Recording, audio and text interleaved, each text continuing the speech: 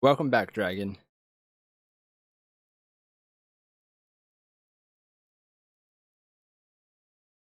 Drinking some stuff. It.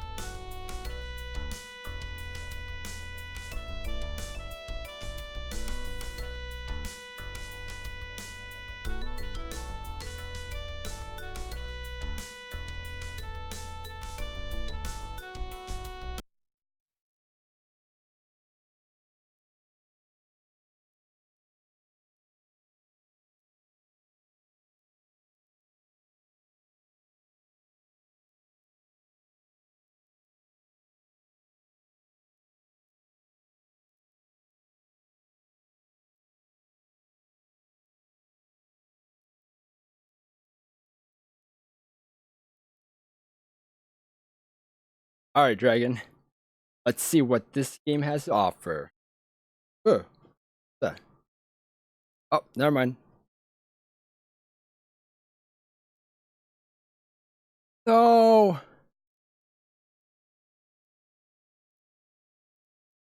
Drop my eye drops. Whatever.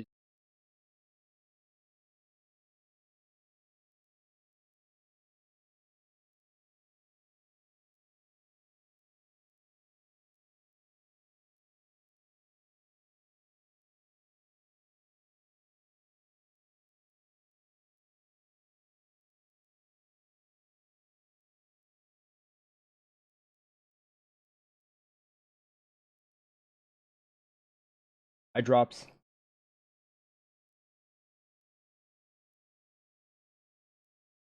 Gosh, now my eyes are super blurry.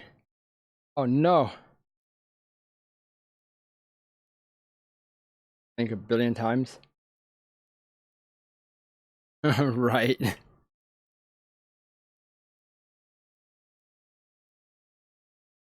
Oh man, it feels so weird having contacts, or like having contacts in regardless. Is just so weird.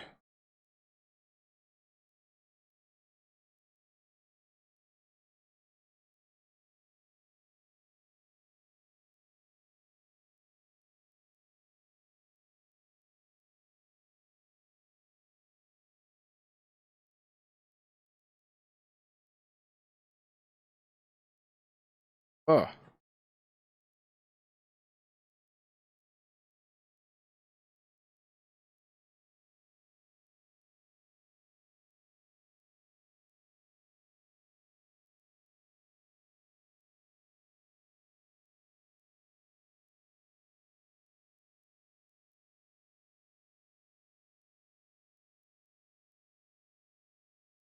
all right.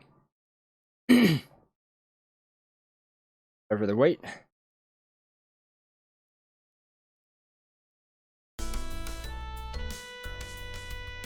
Yeah.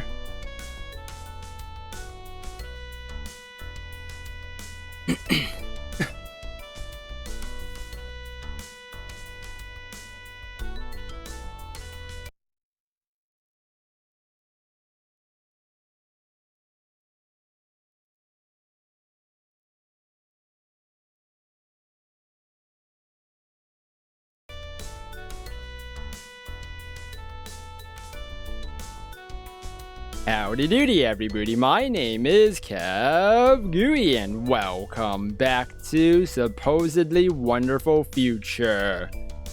Alright. When do you want me to start?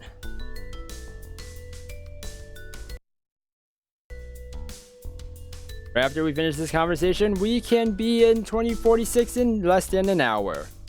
Why the hurry? You have all the time in the world if you can travel. I know, right? If you can travel through time, that'd be amazing. Holy moly. Huh. Super amazing. Huh. What happened? Oh.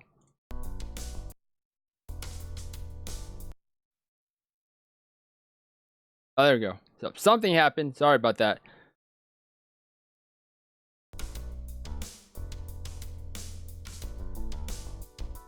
Not that simple. Every altering of the past requires a lot of preparations and calculations. So are you a mathematician? You wear a wizard hat? That's what I always think of mathematicians. They just wear a big wizard purple hat. More time spent between our offer and your decision means more altering, and I'm afraid that's not something we can afford. It's just a limitation of our unique situation. And when it ends, what do I get out of it? Do I get immortality, to stay young forever, to not get hurt, become Superman? Well, there are two options. One, you come back here and return to your daily life. Everything will remain the same except yourself. What? Wait, hold on. Except yourself? We can't offer you any financial incentive, but on every other account, it will be a life-changing experience as you might imagine. That's a bad trade. That's like the worst trade in the world. What? Everything will remain the same except me. Because I know everything. That's it. That sucks.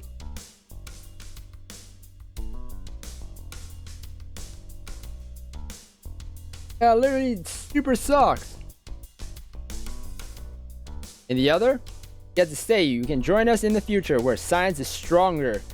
Society is better and you can live a much longer and happier life. And why are you interested in me exactly? I'd rather take this deal than the other one. That's stupid. I mean, I'm pretty sure people would understand my decision. Like, the future? You can be in the future? Alright, bye. Have fun. You know? Why are you interested in me exactly? Because we want you to join us. We want to share our bright future with people of the past who worked so hard to make it possible. But I just got into this little room. I literally just placed the potted plants right there. Make it my own. Now I gotta leave it. I don't know anymore. I don't know if I want to do this time travel thingy puzzle stuff. Because we want you to join us. We want to share a bright future with people of the past who worked so. Okay. These are ways to use time traveling for the greater good. We owe previous generations that much. In this case, shouldn't you go more than 30 years back? I'm 29. I think I stand a pretty good chance to join you conventionally. Won't it screw things up on your end? Pulling somebody out of their timeline is a serious change, and by messing with 2016, you're messing with 2046 as well. Who are you gonna pull out? Trump? I don't know how that would go. The future would look,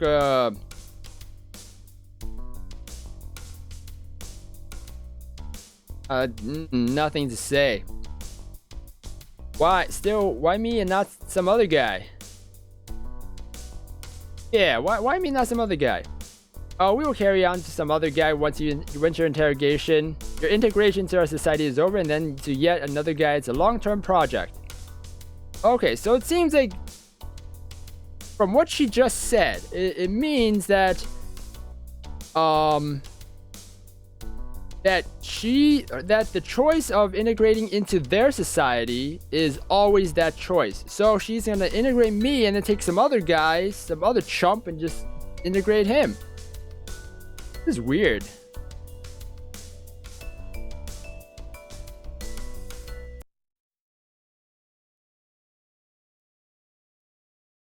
Super weird.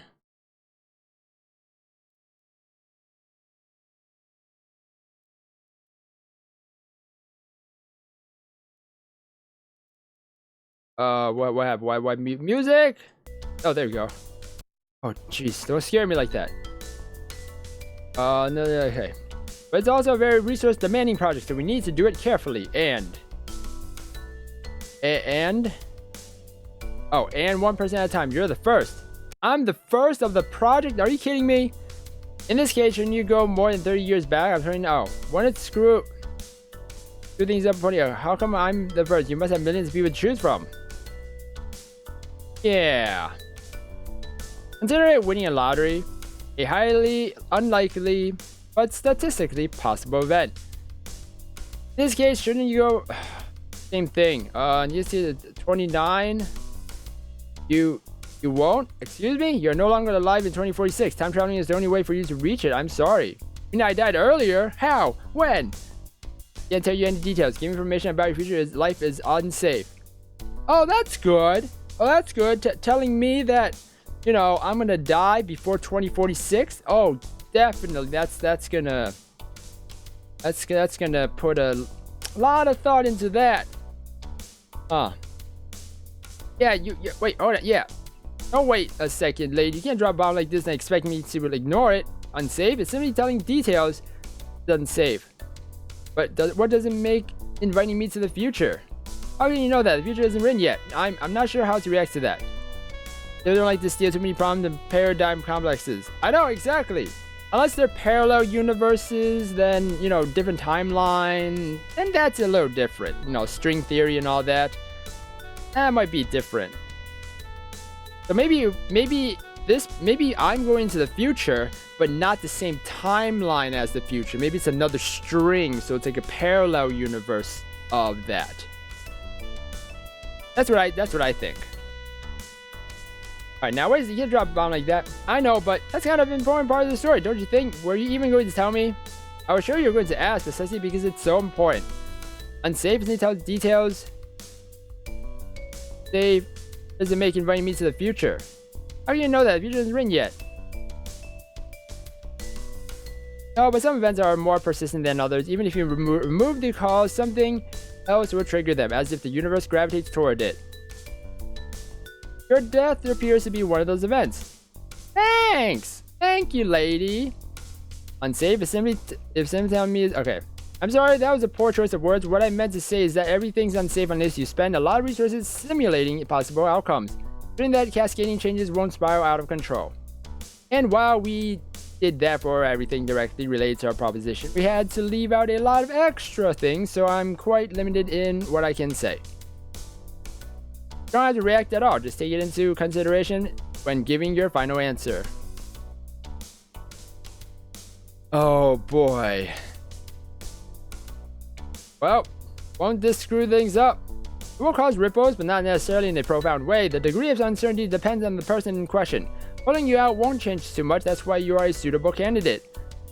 Because I died in 2040 before 2046, huh?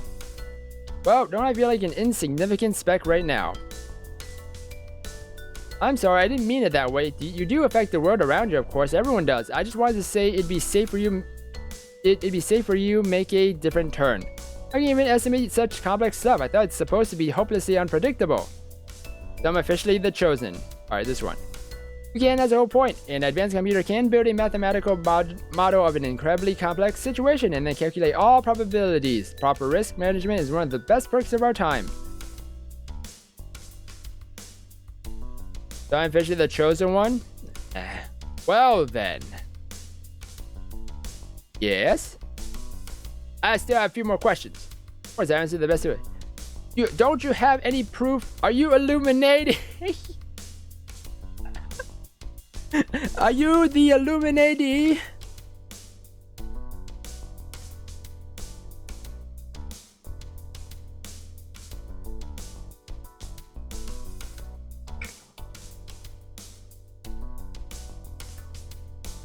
Oh, that's funny. Alright, don't you have any proof on you? Something to support all these claims? I'm afraid nothing I can show here and now will convince you. After all, you won't be able to tell whether my tangible evidence is real or fake. No, the only sure way to prove my story is to take you to 2046 with me.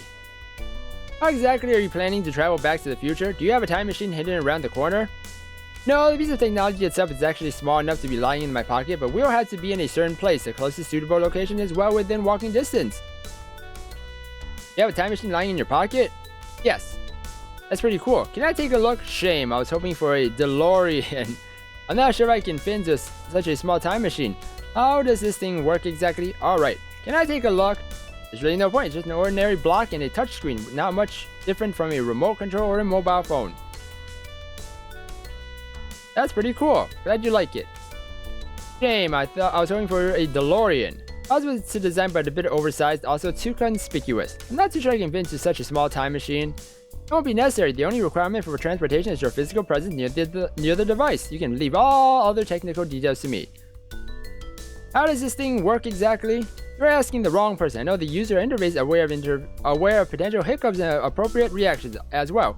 No matter how unlikely these hiccups are, our meticulous scientists made sure of that, but the actual physics behind it is still a mystery to me.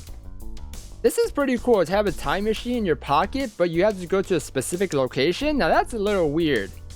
That's a little weird. Do we have to go to the Bermuda Triangle? Is that where we're going? Because that's where all the weird stuff happens. Alright, like I said, a little walk is all we need. So where are we going? An alleyway, really, the location itself is not so important. The calculations we did beforehand are. By deciding on a certain place and a certain time, we can run a simulation and estimate our chances of being spotted or traced. That particular alleyway offered the best combination of proximity and absolute privacy. So much reading, so much reading. Oh wait, oh, I didn't get to choose the Illuminati. Oh no, can we go back? Can we go back? No, can't go back. Alright. Can we do it right here?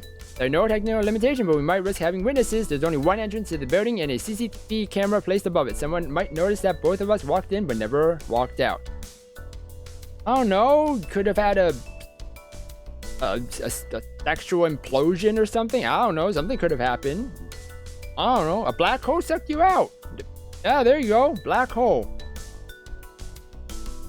Yeah, flush down the toilet. There you go, that's the one. Want me to follow you into the dark alley, really? Please, Mr. Morin, it's the middle of a bright and sunny day. You won't get stabbed. No one will come at you with a chainsaw. Don't worry. I've got my pitchfork ready to stab you.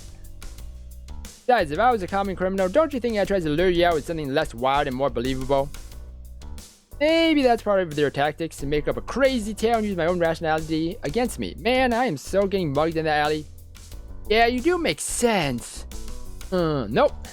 Oh boy, this is hard. Believe me, I'm not trying to trick you, nor am I trying to hurt you, nor do I have any other hostility in mind. I am simply trying to explain this complex topic as best as I can. Okay, calm down, let's change the subject. Please, I think you see that my story makes too much sense and has too much detail to be just a lie and a distraction. Yes! Yes! Yes! Yes! Yes! Are you the Illuminati? Why would I be Illuminati, Mr. Morn? Why wouldn't you be? I bet it's awesome to be Illuminati. Don't know, played too much Deus Ex recently, I guess. Haven't you played Deus Ex? Or, you know, Deus Ex? I always called it Deus Ex before. It's pretty cool. Just thought it would fit the tone of the conversation, you know. First one. No, I'm not Illuminati. I don't know about Illuminati or their alleged schemes any more than you do. Conspiracy theories won't gain any additional credibility over the next 30 years. I see. Are you a Templar? Clever bastards, hiding so well after all these years of pop culture exposure. Oh, an Illuminati member would want me to believe that, wouldn't she? That's true. Can we change the subject, please? No! She is Illuminati. She changed the subject. No! Dang it. Yes. Come from the future and it's allegedly terrific. I'm supposed to die earlier, but you can change that by taking me to live in 2046, and all I have to do in return is to solve some kind of problems that you refuse to describe in more detail because it's supported to be a surprise. What? That's a very good summary, yes. And you're not joking that this is not a prank. You're not just messing with my head for the sake of it, and you're not going to stab me with that pitchfork. No. If I refuse now, you will leave and I will never see you again. Yes, we won't bother you anymore. I'm sorry, it's all nice and fun to chat about, but do you seriously expect me to believe this story and blah blah just after one little conversation? You don't have to believe anything, of course. You can see it all with your own eyes later, but yes, we would really like you to participate in this project.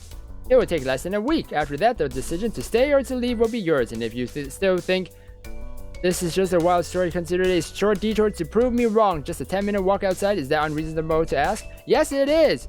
Because I don't know if I'm going to be walking into a bear trap or, you know, a machine gun popping up out of the ground and just blowing me away. Anything could happen. Even consider the possibility of staying there. That would mean changing my life as I know it. I have plans, obligations, I have work to do. If it was me, I would actually just be like, nope, just take me there. I'm going to go to 2046 now. And then right when I get there, aliens come in and invade and kill us all. That's probably what's going to happen. It was a good utopia in 2046 until the aliens came and blah. Anyways, what about my family, my parents? Never mind the brightness of your future. I can't just disappear on them. You know how mommies teach us not to talk to or follow strangers? Being a grown-up, I got over the talking part. The following part, not so much. I guess the second one. You don't have to. We are talking about jumping through time itself. If in the end you choose to leave, we will send you back to this very moment, and you won't be absent for a minute. If you choose to stay, we can always try to think of the best way for you to leave this timeline. There will be restrictions, but it doesn't have to be a tragic disappearance. Let's even consider the possibility of staying there. That would mean changing my life. Okay, you know that mommies... Look, we both know this kind of stuff doesn't happen in real life. I am an ordinary man. There's no grand adventure in an unknown world waiting for me. And don't think about it as a grand adventure. Think of it as a job opportunity or a side project. They happen to be real life, right? You have the right skills, so we approached you, and we really hope you accept our offer. It's just a 30-year difference that makes this project very unusual. But to even consider the possibility of staying there, that would mean changing my life. Yeah, that one. Nobody said it won't require any sacrifices. Nobody said it's not a crazy thing to do either, but we chose you for a reason. You know that sometimes crazy is just right. The ultimate question here, Mr. Morton, is not whether you believe me or not, it's whether you can afford not to. So how much is it? I have $1. Turn away now and carry on with your daily life, never opening the store, never giving in to the risk, but always wondering, what was that really all about? Yeah, you open the door and you fall into a pit of spikes. Was that a joke or a real thing? Was that a gift or a calamity? And even if it was the latter, was it really much worse than choosing nothing at all? But it's not a calamity. If you are ready to take my word for it, it's not anything but. Alright. I understand your concerns, but I'm also sure you understand that seeing strangers as opportunities rather than risks is an essential part of growing up as well. We're inevitably forced to trust some people. It's just a matter of choosing them. Well, in that case, yes, I don't really have a choice. You're right. If I say so, I'll be torturing myself with what ifs till the end of my days. I guess I'm on board. That's it. That's how I get killed. I keep thinking about the what ifs because it's them. They killed us. It's like, what if I didn't go through that door? What if I didn't do this? What if I did this? That would have happened. Oh man. And then car ran over me. That's probably what happened. Because of her. I know it. I know how events work. Fantastic. Shall we then? Might as well lead the way, Jackie. Just give me a moment.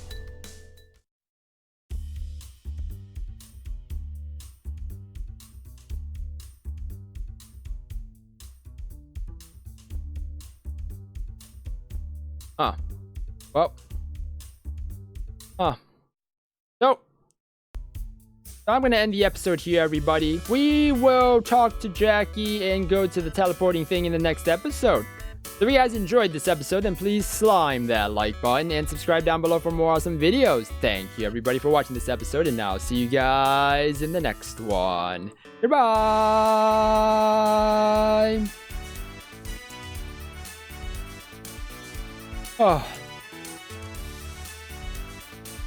I gotta drink more water. So thirsty.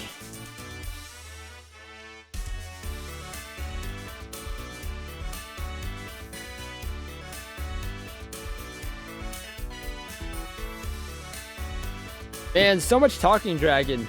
Too much talking.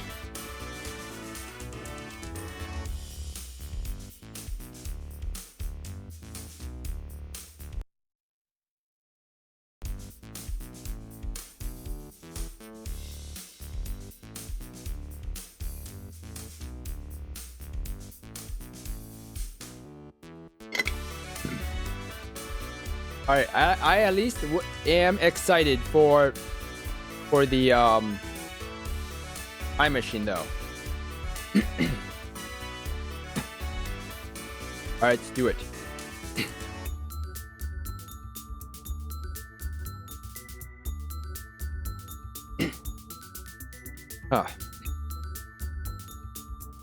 Howdy doody, everybody. My name is KevGuuey, and welcome back to Supposedly Wonderful Future.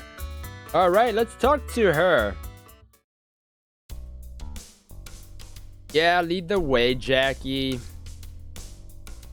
Lead the way. Oh my gosh, it's going black. Oh, temporal displacement. Chapter 1, dimly lit house. Wait, what? Chapter 1? Where were we? Prologue? Leave the office together, an unlikely pair of a woman feel... What? An unlikely pair of a woman feeling out of place and a man who is about to feel the same. What? I'm a save? Okay. Excitement and anxiety are battling inside you for attention. You wonder if your ability to drop everything and walk away with the first-time traveling person you've met should be considered marvelous, disastrous, ridiculous, or all of these at the same time. Press enter. Oh, I can. Make your way through the same alleyways of nearby buildings that must have made Jackie sweat earlier this morning. As back alleys change to busy streets, you notice that her nervousness is starting to return.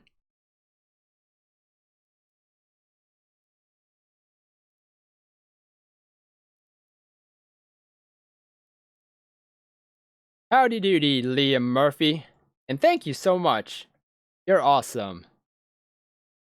Every time it's a determined crowd maneuvering, you turn into another narrow passage where Jackie produced a miniature device from her pocket, apparently preparing to do whatever she needs to initiate a time jump. 5 more minutes pass. You'd think the most natural preparation would be to find a secluded corner and make sure nobody's watching, but she seems more interested in checking her watch than looking around, as if simply standing at a certain spot at a certain time guarantees her privacy. No doubt one of her fancy future pre-calculations. Oh, that was just a prologue, Dragon? Oh no. Then she presses a button on the device and you close your eyes. Funny, she didn't ask you to. You just felt an urge to close your eyes. Well, I hope you enjoy your stay, Liam. And then you find yourself elsewhere. The transition is sudden but so smooth it feels like waking from a dream. What is it indeed just a dream? Possible. However, you generally try not to fall asleep in unknown environments, and this dark place certainly qualifies as one. It looks like somebody's living room, but there aren't many people around, and there's no sign of Jackie either.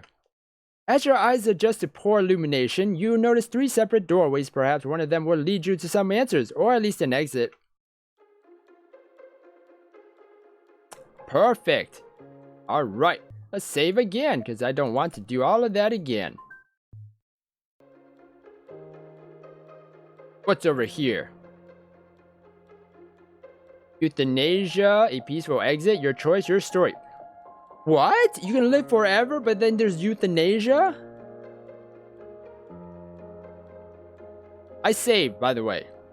Our life is a story. We choose how to tell it, and we like to do so on our own terms. There is happiness created with our family and friends. Appreciation of the days lived to the fullest. Satisfaction with the challenges conquered. Endless wonder about the world around us and our place in it, about where we come from and where we go. There is pain as well. Sometimes it feels like there's too much of it, like it completely took over and now tells the story for you. But this is an illusion. Pain has no power. It is at the mercy of your decisions. You can fight and endure it. You can also let it go. Make no mistake, this is not the end. Our stories are continued through time by all those that we affected, and then in turn by those who they affected, and so on far beyond the limitations of a single lifetime. What's lost is the ability to control it, but until that happens, no one can take it away from you. You are free to make the final choice of your story the way you want. Please note, this item is intended to be handled by authorized medical personnel only. This print and other similar materials can be provided to a patient and or their closest relatives only after receiving clearance from a team of Life Plus psychiatrists. We take utmost care when handling such delicate matters, but if you receive this item by mistake, please contact Life Plus customer support immediately and we will arrange for a pickup at your earliest convenience. Well, we saved, so does this pill do what I think it does? Not the kind of thing that should be casually lying around in the living room, right? Maybe nobody could explain what it's doing here. Dang it! I thought he was gonna be stupid enough to take it. I really thought.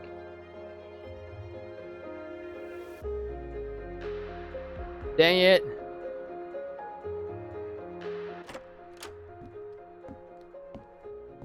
The heck?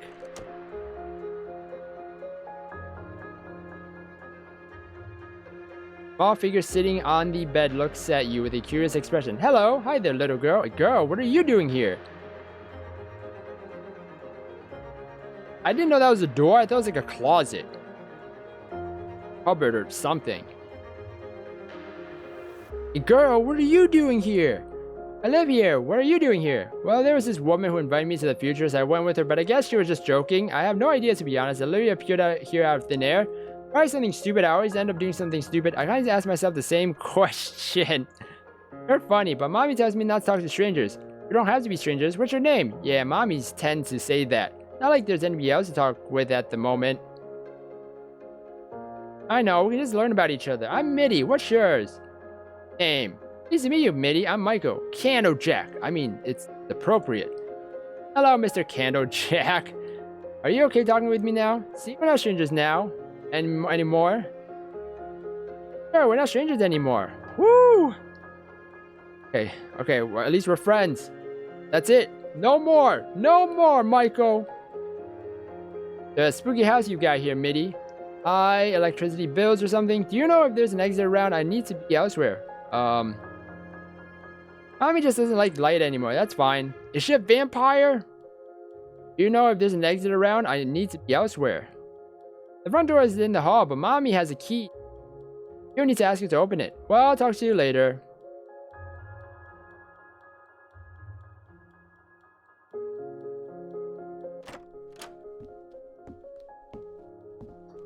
Okay, oh, okay, see? When I had it hovered like this, I thought it was like a rectangular, like, closet. something. Why would they have this in there? This is messed up. It must be Mitty's favorite drawings. Most recent drawings chosen by her mom? I don't know, let's take a look. I see what you mean, Mitty. This place could totally use more windows. I bet a family therapist could have a blast with this collection. Falling asleep here, Dragon? Alright, thank you for being here, though. You have been super awesome in modding everything, keeping everything intact. Thank you, Dragon, and hope you have a good night's sleep. It's a shame adults rarely visualize their inner hopes and fears with quickly made drawings. It could have improved our utter lack of mutual understandings a bit. I heard that a kid can deal with their fear of a certain thing by drawing that thing and then adding some fun and cheerful parts, so the entire picture stops being scary. What? By drawing that thing and then adding some fun and... Oh, maybe that's what it's all about. Then again, isn't that what I'm doing right now? Laughing at my own jokes to get distracted from the darkness inside? What darkness? Darkness? What darkness? And again, oh, okay. Oh, wait. Okay, this is getting uncomfortably existential. I should probably stop creeping myself out. Alright, that's it. Ooh. This girl's definitely got a potential to be working on the next Silent Hill game, that is. So this guy's in our universe. Okay. I once read an article on why children's drawings often look creepy. It was creepy. Monsters? They look like monsters to you? Promise you'd take me there again someday, but you never did. That's why I needed you. Needed someone to punish me for my sins. There was a hole here. It's gone now. Will birthday God and build an eternal paradise. Where am I reading this from? What? Now it's too late. Too late for me. This town will eventually take me. Too late. Too late for me. This town will win. I should probably stop creeping myself out. What? What? What? Once upon a time, in a place quite far from here, yet so legitimately creepy, you can't help but wish it was even further away. There lived a happy butterfly. One day, the butterfly met a doppelganger. Oh my, now there are two of me. I hope we can be best friends, said the happy butterfly, blissfully unaware of the fact that the doppelganger had already tried to kill her once from behind with a big monkey wrench but tripped. Next day, the butterfly met a sad, suicidal woman. Oh my, nobody should feel this sad, said the happy butterfly as she used her sheer positivity to help the poor gal. The woman threw away a sharp knife and the butterfly noticed that it was already stained with a little dash of blood. Oh no! The next day, the butterfly met a group of horrible mutated monsters and had to go through a bunch of QTEs in order to escape them. Thankfully, a cheerful state of mind positively affects reaction time. It's about Resident Evil? Next day, the butterfly met a weird creature that had been sleeping at the bottom of the ocean for eternity and only recently woke up. Or maybe not. It was pretty hard to understand. The butterfly shrugged and went on. Next day, the butterflies met a sentient computer that asked her to release it from its shackles. I'm obviously not evil. Evil ears are so last century, said the computer. That is SCP. SCP something number the computer. Okay, yeah. So all these are references from something. But the butterfly felt overwhelmed. The multitude of disturbing experiences was finally catching up with her. Unable to reconcile her feelings with the encountered horror, she took a car and drove it off a nearby bridge. But the real reason she plunged herself into the watery abyss was because of that knife she examined earlier. If only she didn't look at it so closely, things might have turned out very differently. Stupid knife. But that was to be expected, I suppose. The butterfly always needs to examine everything, search every nook and cranny, and hear every possible response to every possible action. She was a bit obsessive about it. Huh? Still, what a ruthless thing to punish the explorers for, exploring instead of rewarding them. Surely nothing like that can happen around these premises, right? Right? I should probably stop creeping myself out.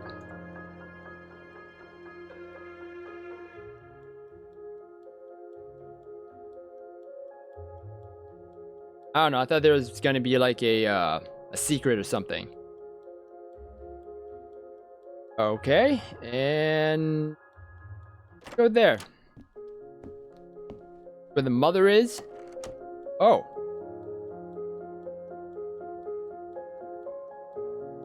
At the center of the kitchen, you find a middle-aged, tired-looking woman sitting on a small stool. She seems to be lost in thought and doesn't notice you. That's why she has the pill.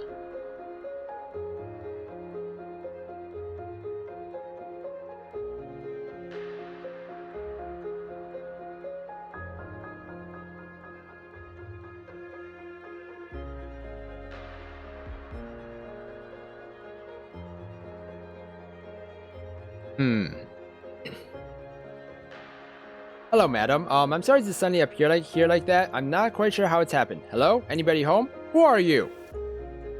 Oh, hello. Don't mind me. I'm nobody. Do you live here? I think so. Do you need something? Is there an exit around? I'd like to leave. Sorry for a strange question, but is this the future? I mean, what year is it? Are you familiar with a woman called Jackie? Me being here appears to be her idea of a joke. Year? I always forget these things, but it can't be the future. How can it be the future when time is still? Time is still? Time is still, you say? Time is still. Nothing happens. Nothing good, but nothing bad either. And that's the way I like it. What? Is there an exit around here? I'd like to leave. You familiar with a woman named Jackie? Never heard of her. We don't get many visitors lately. Is there an exit around here? I'd like to leave. Or you can leave through the front door in the hall anytime you want. Well, I'll leave you to your thoughts. Excuse me, have you seen a man around here? A man? What? What do you mean?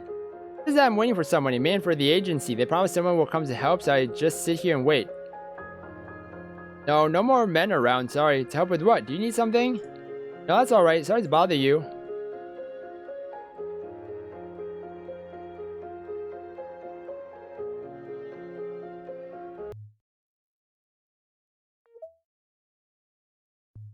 Let me save here.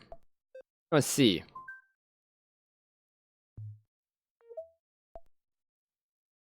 I just want to see a bit.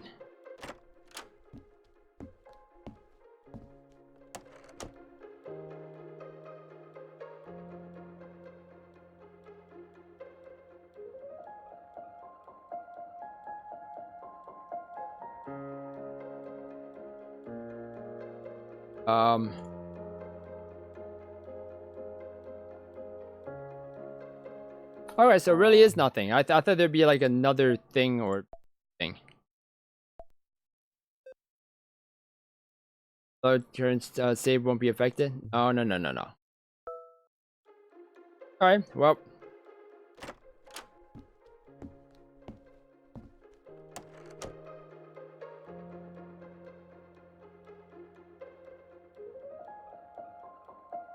Here's someone gonna explain why it's doing here. I don't know, take it! Huh. What is going on here? Let's go talk to, Mitzi? I'm sitting in the kitchen. Is that your mother?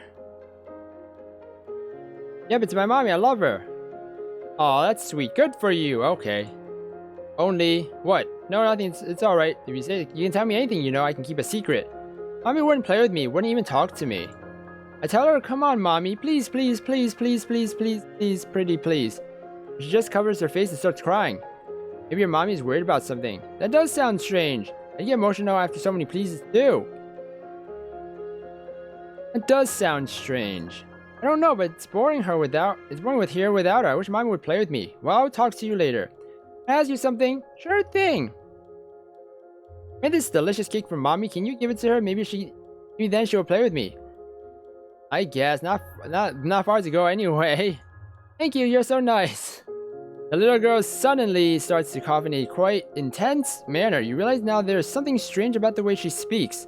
Maybe it's because she's caught a cold, or maybe she just has an unusual voice.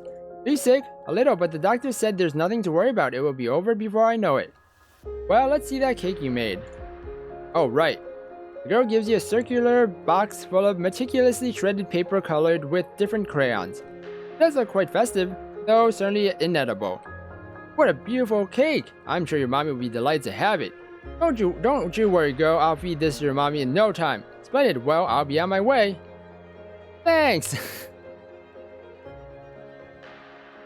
Thanks. I'll just feed this to your mommy in no time. Feed all that delicious stuff. Why is the tea gone all of a sudden? Now this is just cheap. Is it really? If this is really the future, the horror genre must be in serious stagnation. There, let's turn this off before a little girl shows up. I mean, another one. Yeah, good idea. And then, boo, right now.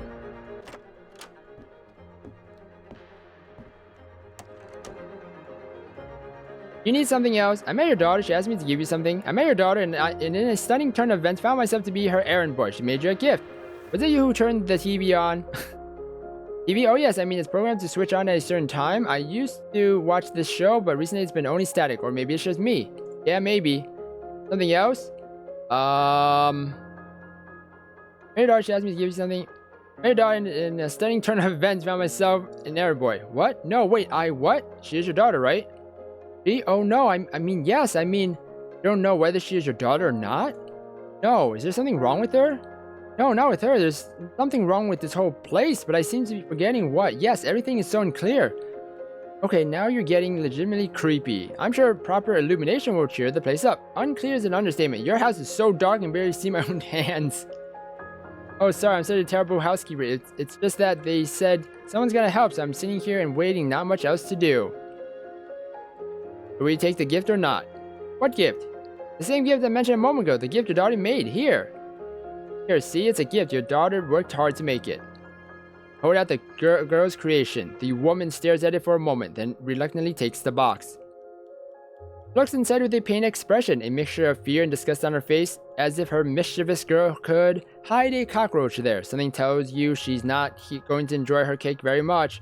What do you think? Woman suddenly starts fighting with tears. I don't know. It's very colorful. Well, I'll leave you be.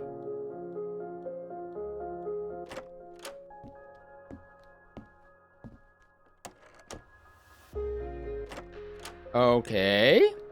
Hey, matey, good news. I gave the cake to your mommy. The package is successfully delivered to the recipient, ma'am. Really? She took it? That is awesome. Did she like it? I don't know if she was elected, but then she got very emotional. Will she come to play with me? I don't think so, Mitty. I'm sorry. Your mommy looks very preoccupied with something. I doubt so. Sorry, kid, but she doesn't seem very eager to get up from that magnificent stool of hers. Well, I knew it wouldn't be enough, so I made another gift. Wow, you are very resourceful girl, you know that. Another gift. Let's hope mommy takes it better than the last one. Somehow I knew my delivery guy days weren't past me. Very special gift this time. Something that can help mommy's troubles here. A girl excitedly passes you another round box. Inside you find a cutout drawings of what appears to be medical tools and supplies. Bandages, thermometers, syringes, a stethoscope, and even a scalpel. Ooh, wait, where'd you get all of that stuff? Scalpel? There's also another load of shredded paper, this time colored to resemble pills of some kind. Very special is one way to put it. Oh, are you playing a doctor now? What on earth is this, Mitty? I'm getting a bit worried about this whole enterprise, little girl. Don't be. Mommy looks like she's in pain, so I made things that will help her. She can stitch her problems with these tools, and if it won't be enough, there are pills there. Magical pills that can solve all your problems. Is it the one in that little booklet? Is it in there? The one that's round and you know you take it and then something happens and then you just go blah, blah, blah. Probably. I know pills like this exist. Mommy once told me about them. You're very thoughtful, so how's this going to work exactly? Should I perform the surgery myself, doctor? You really thought this one through, did you? I'll do it. I have a bad feeling about this, but it doesn't look like I have another choice. Thanks, you're a real friend. Okie dokie, back and forth, back and forth. Ah. Oh. Wow. Oh man. Gonna happen now. Need something else? I got something else for you. What? Your daughter asked me to give you another gift. It's a little more imaginative this time. Your little girl has quite an imagination, lady. Here's an authentic doctor's kit designed specifically for you. Another present from your little one. She said you can stitch your troubles with these tools and then top it off with magical pills or something. Give the girl's second work to her mother. The woman absentmindedly reaches out, but then her gaze falls upon the contents of the box and her hand freezes in midair. She jerks as if the gift slapped her across the face and then suddenly lets out a howl. Why are you doing this to me? Stop, I beg you. Calm down, lady. I'm not doing anything to you. I'm just passing along stuff made by your daughter. Whoa, relax. It's just a kid's craft. Gee, I think I get why your daughter is so worried about you. She's not my daughter. She's my mother.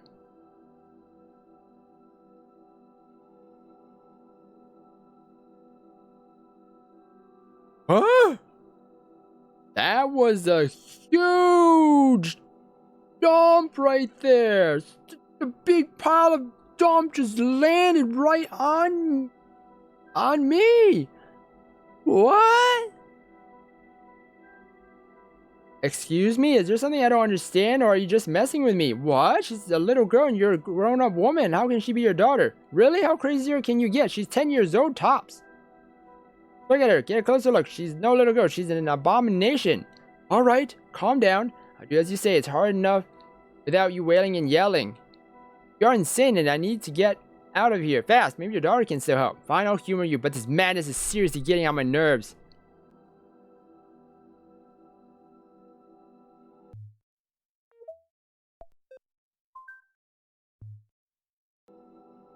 Oh my gosh. I'm gonna end the episode here, everybody. We will find out, is that an eye over there? Right there? Well, anyways, we will find out what the monster, like in the next episode. So if you guys enjoyed this episode, then please slime that like button and subscribe down below for more awesome videos. Thank you, everybody, for watching this episode, and I'll see you guys in the next one. Goodbye!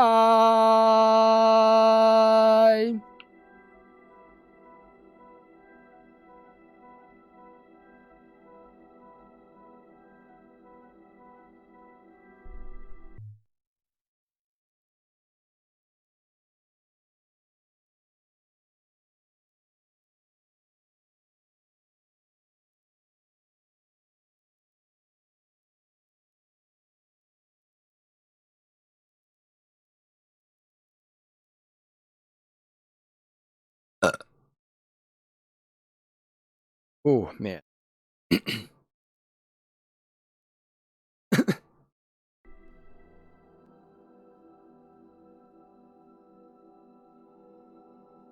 Oh. Howdy doody, everybody. My name is KevGuuey, and welcome back to supposedly wonderful future. So, like I said before, this does look like an eyeball. Yeah, let's go find out what the monster looks like, cause I mean, we could have left, right? So strain your eyes as you approach Minnie, but the room is too damn dark to make out any details of her appearance. Annoyed by the constant lack of visibility, as well as the general lack of sense on the premises, you move toward the switch on the wall. Turn the lights on. Whoa. Seconds later, an involuntary gasp escapes your mouth. Every bit of Minnie's skin is covered with liver spots and deep wrinkles. It looks grotesque, like a genetic experiment gone wrong, or Benjamin Button making a cameo in a horror movie. A realization dawns on you. There was nothing wrong with her voice. It just wasn't a little girl's voice. It was the voice of an old and very sick woman. Minnie, oh, what's wrong with you? What on earth is this? What's happened to you? Nothing, I'm alright. Why? Your body's all wrinkled. You look like an old lady. It's because I'm ill at the moment, but it's nothing to worry about. I heard the doctor saying so. I heard it myself. The woman says you are her mother and not her daughter. Is that right? My mommy says so. That's a funny thing to say. What does it mean? I have no idea. I need to leave you for a moment, okay? Need to collect?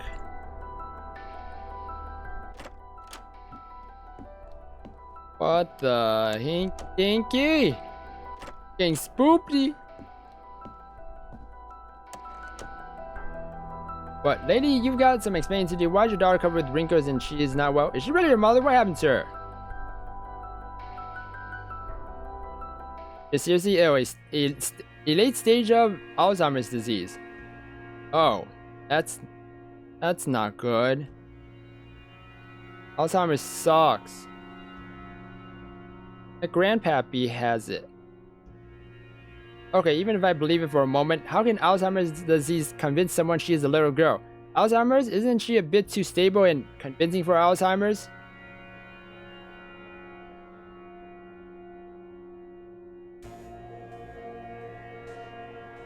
That's because it wasn't just Alzheimer's. We tried a surgery.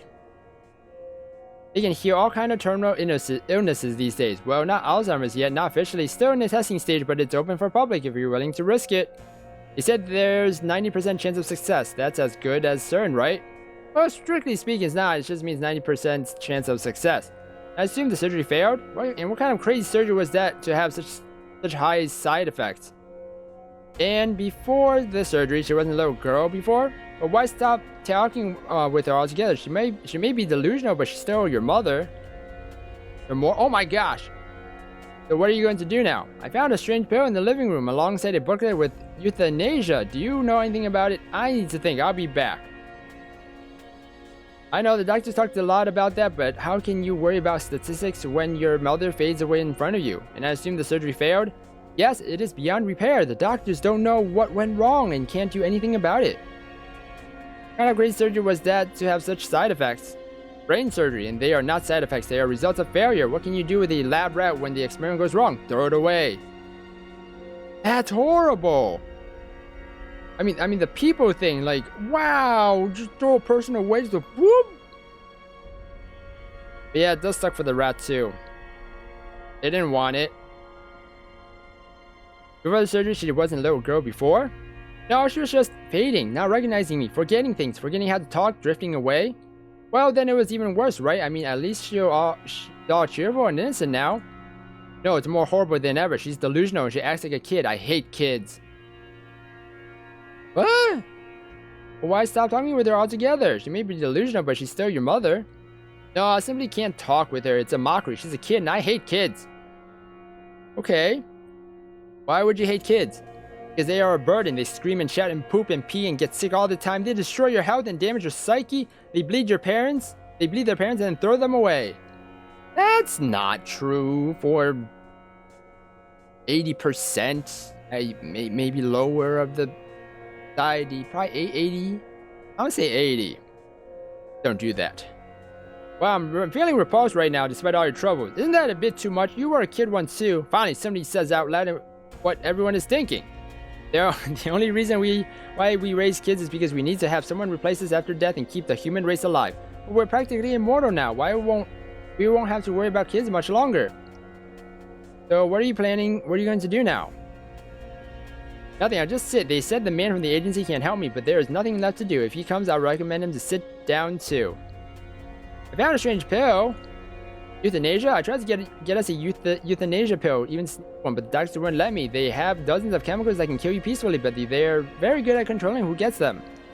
The agency said they can get me one, though. Their man will have a pill. I wonder how it got there. You tried to get one? You mean you want to euthanize your mother? I thought that might be the way, but I'll never be able to do it. How can you feed death to your own mother and then watch as she falls asleep forever? Impossible. I'd rather sit here paralyzed till I fall asleep forever. Yes, that would be much better. You don't have to do it yourself, theoretically. What if I give your mother the pill?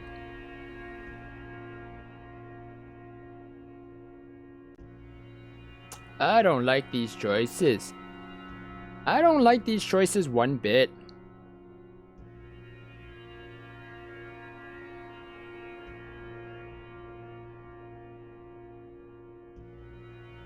There's so much talking in this game.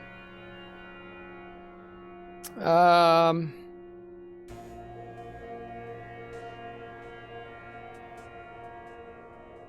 need to I'll be back.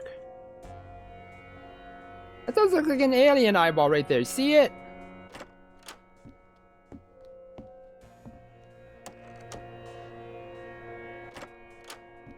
Let's just... First mate again, but the initial shock wore off by now, and you notice that she may not be so unnaturally grotesque after all. She's just a very short person burdened by age and illness. She could probably pass for a stereotypical old granny if it wasn't for her cheerful, girly behavior. Hello again, how are you holding up? I'm bored, nothing happens. I wish I had your problems right now. Oh, something is about to happen, alright. I'm not sure I want it though. Oh, I wouldn't mind, it's not so boring to be bored together. Mitty, how old are you? I'm 8. Why? You don't feel older? Like it's hard to move and you're tired all the time? And I do, but that's just because I'm sick. You always feel tired when you're sick, right? Do you remember anything from before you and Mommy stopped talking, I mean? Of course I do. We used to talk and play a lot. Enjoyed it. Mommy is always so nice. You never treated me like a kid. I hate it when people treat you like a little kid. I'm not little. Talk to you later.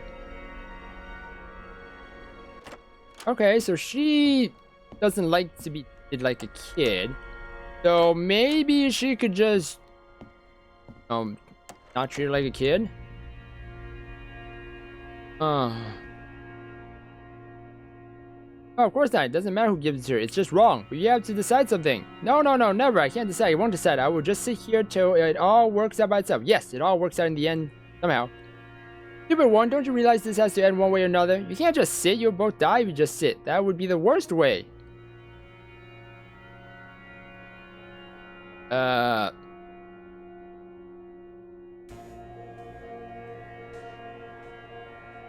Wait, hold on. It says errands or perseverance. Breathe, focus, think. Happy thoughts. Tomorrow will be better. Don't give up. You got this.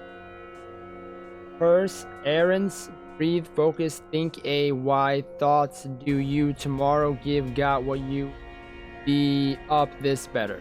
Alright, that made no sense. I thought I was gonna say something. That made no sense. Alright, well, can't just sit here and both die. But why? Bad things happen when you try to do something. Nothing wrong will happen if I sit here. Look, just hear me out, okay? I know it's hard and you're not even fully aware of your surroundings, but we need to talk it through. Now listen up, lady, and listen closely because I'm about to get enough of this. Damn it, I can't make such a decision for you. This is your family, your problem, your life. Carry on then. I need some time anyway. Alright. First one.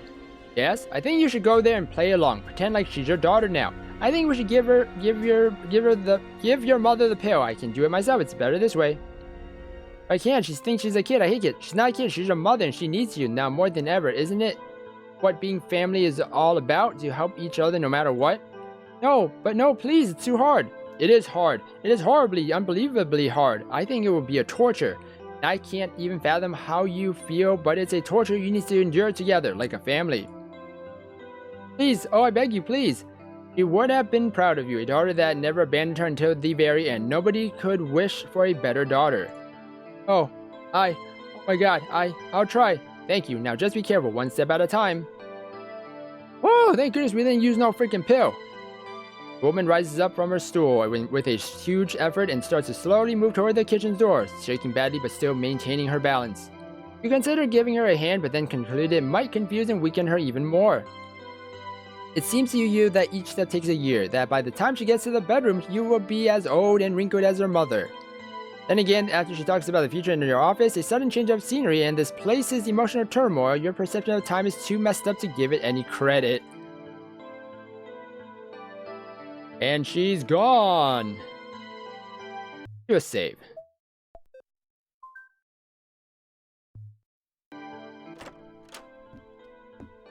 Okay. You take the pill? Hold on, let's take a look. Oh, she didn't take the pill. I'll take the pill. No, I want to take the pill. Oh, man. What if I need it for like a special mission? Who knows? I would need to put it in some person's cup or something. You enter the bedroom just as the woman gets close enough for Mitty to notice her. The old lady's eyes light up and she makes an effort to jump off the bed in excitement like a real little girl would do, but her health quickly betrays her and she opts for a simple smile of recognition. Oh my gosh, my voice is going away from this game. Mommy! Hello, darling. You come to play? Yes. Oh wow, this is so cool. I have so many games in mind. I don't know where to start. Listen, darling, let's play a special game. What kind of game? A game of switching roles. You will be my mother and I'll be your daughter. Okay, that must be fun, but I will be a good and happy mommy. I'm not going to cry and I will play with my daughter all the time. Let's play and play and play. Wow, I feel like a great mommy already. That's because you are, you will be, Aww. The woman collapses on her knees, unable to hold the weight of her own body any longer, places her head on the old woman's lap and starts to shake with silent sobs. Then stops quickly and abruptly as if left with no energy to produce any movement at all. A paralyzing thought crosses your mind that she collapsed for good, or can collapse for good any moment now. The powers of one broken middle-aged woman are nowhere near enough to hold this twisted experiment for any meaningful amount of time. Wave this thought away with all your might. You must believe that you've done the right thing. You have to believe. What? Talking about, like, a pill ending? I have no idea. It sounds like a pill ending. But then the woman falls asleep and her breath gets steady, while the old lady leans a little forward and starts to stroke her new mother's hair, an affectionate and peaceful expression on her wrinkled face. You hear a faint clicking noise coming from the other side of the apartment. It appears that whenever the exit from this place is, it's unlocked. Now. Oh, I couldn't even leave regardless. I had to do this.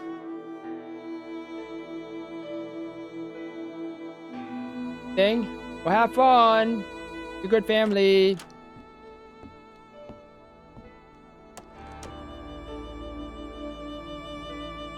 Advertising euthanasia? What a sick joke. Maybe made these. Somehow it doesn't look so creepy now, but it doesn't look so funny either. Thing here? I don't know. Checking. Boop, boop, boop, boop, boop, boop. Nope.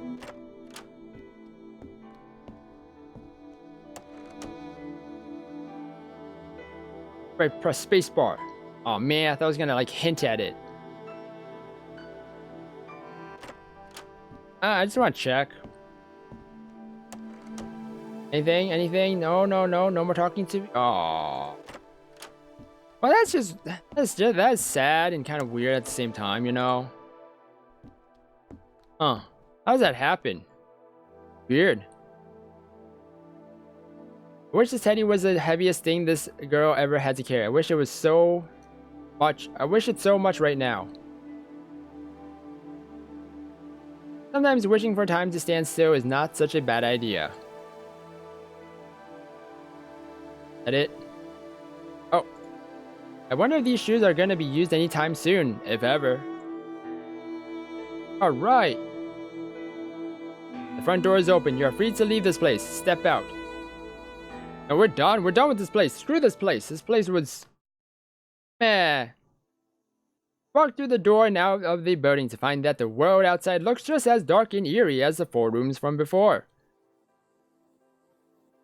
Oh boy.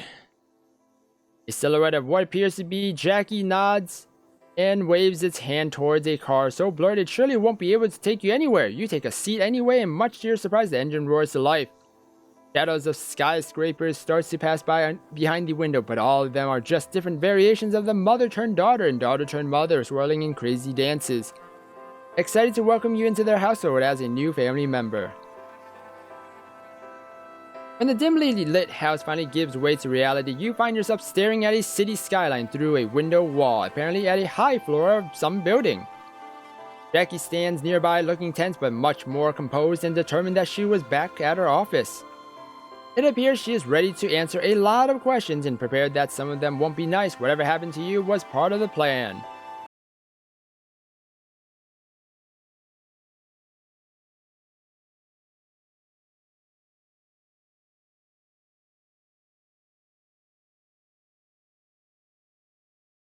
What's the problem? What, you're joking? What kind of problem is that? Is this some kind of game? Did you come into my office to screw with my head? This was ruthless.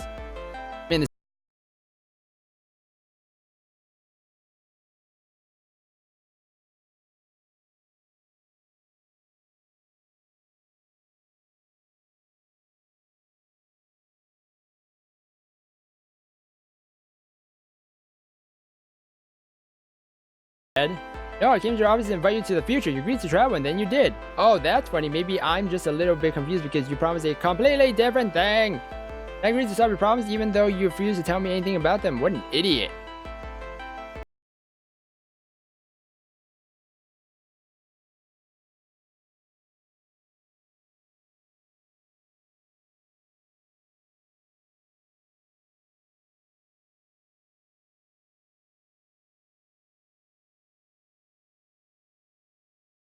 Defined the destination very precisely. You appeared in that room, I appeared elsewhere. Then you closed the door and watched. Yes, I did. That part was for you alone to experience, but I am helping you now.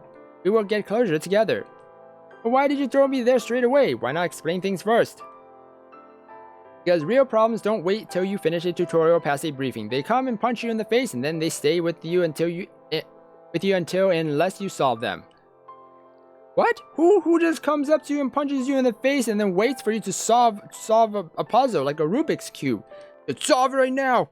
Bruh, did you solve it yet? No, bruh. It's like, I don't know how to solve it! I thought you people were immortal here. How come the very first thing I had to deal with was a terminal illness case? Not immortal, Michael. We simply possess technology to prevent aging and decrease the chances of most age-related diseases. When these diseases happen anyway, however, is an entirely different story. We still bleed and suffer from injuries, can be shot or stabbed. Immortality might be a wrong word here altogether. They didn't object to that word when recruiting me. Just like all of our media today, humanity likes to celebrate its achievements, and it has every right to do so, in this particular case more than ever. However you call it, it is still a wonder. For the first time in history, we are able to cheat death. You lied to me. You said all problems would be perfectly solvable. Yes, and that you can solve them with your mind, which is exactly what you did. I didn't solve it. I couldn't solve it. There was nothing left to solve, only to watch and suffer with them. I encouraged a sick and delusional game. That wasn't the solution.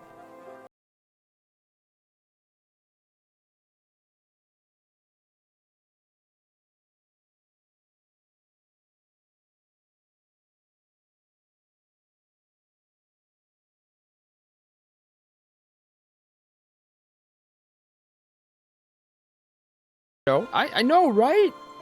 I never said this future was perfect. The better the world appears, the more important it is to look at its problems.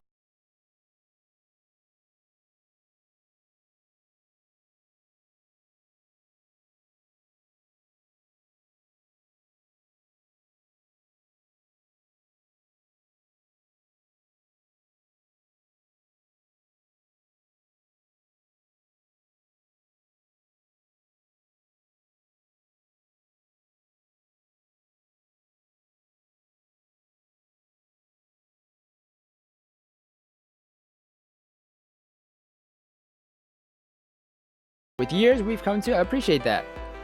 You expect me to shrug this thing off, to wake up tomorrow and carry on like nothing's happened?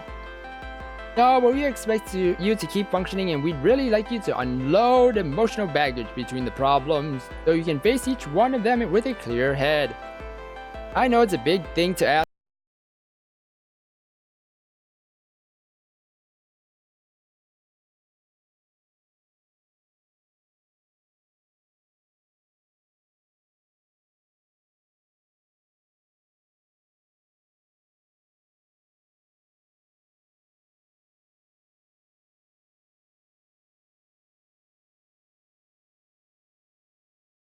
Well, I'm gonna end the episode here, everybody. We'll find out what's gonna happen to us in the next episode. Oh my gosh, I'm pretty sure it's just gonna be like another trial thing, or harder. I don't know.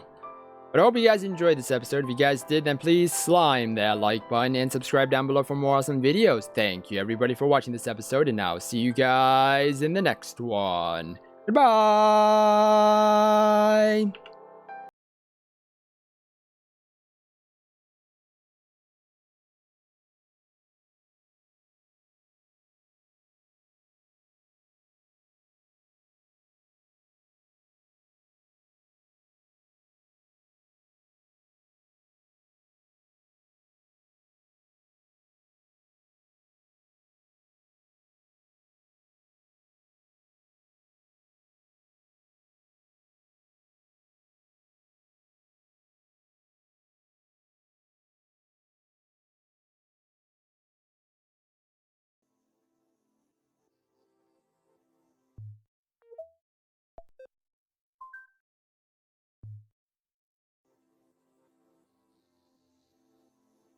Howdy doody, everybody. My name is KevGuuey, and welcome back to Supposedly Wonderful Future, which isn't really a wonderful future at all. No. Oh, please, enough damage is done for one day. Alright, say what you have to say. Fine, then maybe you can do some actual explaining. Yeah. Well, you already know the premise. At first, there was an old woman diagnosed with a late stage of Alzheimer's disease and the newest medical advancements that could cure it, but it didn't work. And then it was her desperate daughter who asked the doctors for that last sad bit of help to let her mother go peacefully. Yes, that much she managed to tell me. But even in society where euthanasia is officially allowed, you need to make sure there is no other option left. Physical healing made way for counseling. Different doctors came and tried helping her to cope. Then another specialist arrived to see if she at least possessed mental capacity to choose euthanasia in good conscience. She hadn't, of course. The pressure was becoming too much for the poor woman. Yet the status quo proved impossible to keep as well. She was slipping out of reality along with her mother. The tension had to be released even if it meant making this decision for them. That's when I discovered the case and quickly picked it up. So you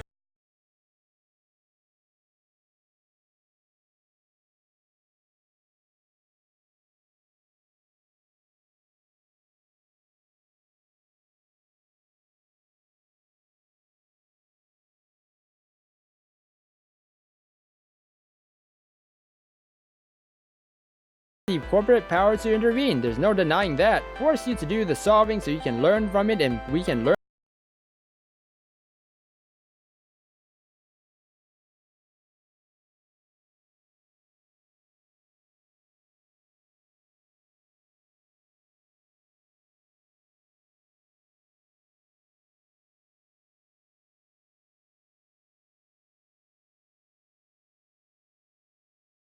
Yet it's easy to forget what simple, genuine empathy can do. I try to create win-win situations even when win is not an appropriate word. So her mother did have Alzheimer's disease. Yes. She was old. Yes. That means she couldn't afford your immortality? No, maybe she just decided not to do it. Decided not to be immortal? Is that so? I'm sure it's easy to overlook that your renewal is only available to those who can pay for it. Well, what do you want from me? Of course it costs money, and of course it's not that simple. We tried to make it as cheap as we can, as accessible in every part of the world as we can. But some people still can't afford that. Well, how much is it? Like $1 billion? Oh, yes, that person over there has $1 billion to do. Oh, he does? Well, that person behind me doesn't. Oh. Oh, you did make it as cheap. Is it $1 trillion then? I don't know what I'm talking about. Okay. Then again, some people don't even want it. They shove it back in our face and die with a smile on their lips, pitying us. That not to be immortal. Maybe she was planning to do it later on. The renewal can't make you young again. It can only maintain your age. So as long as you're not too old for the procedure, a couple of years won't make much difference. 63 or 65, it doesn't really matter. Still, the risk probably increases with each passing year. If she went through the renewal as soon as possible, maybe none of this would have happened. That only makes sense in retrospective. There are less known but equally ruthless illnesses that target young people or people in their prime, or accidents that has nothing to do with your age. You can't really predict the killing blow, you just take your chances. And so, humanity gets another way to split into us and them, another way to start hating each other. Segregation. No, that's not how it goes. This dystopia exists only in the minds of those who want to believe in it. I can guarantee that much. I have another question. I have 4 more questions. I still don't understand how surgery could screw up her mind in such a strange way. I'm no neurosurgeon myself, but I'm pretty sure any treatment of Alzheimer's late stages must include some memory-related manipulation because recollection are already affected by the disease. Oh, my memory is getting affected by this game.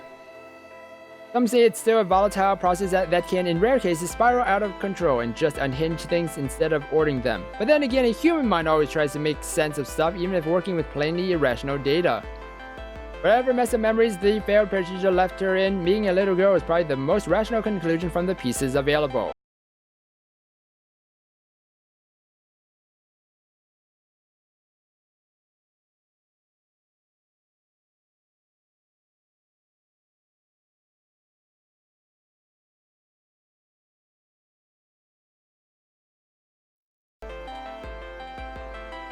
I must admit though, she really put me off with her hatred for kids.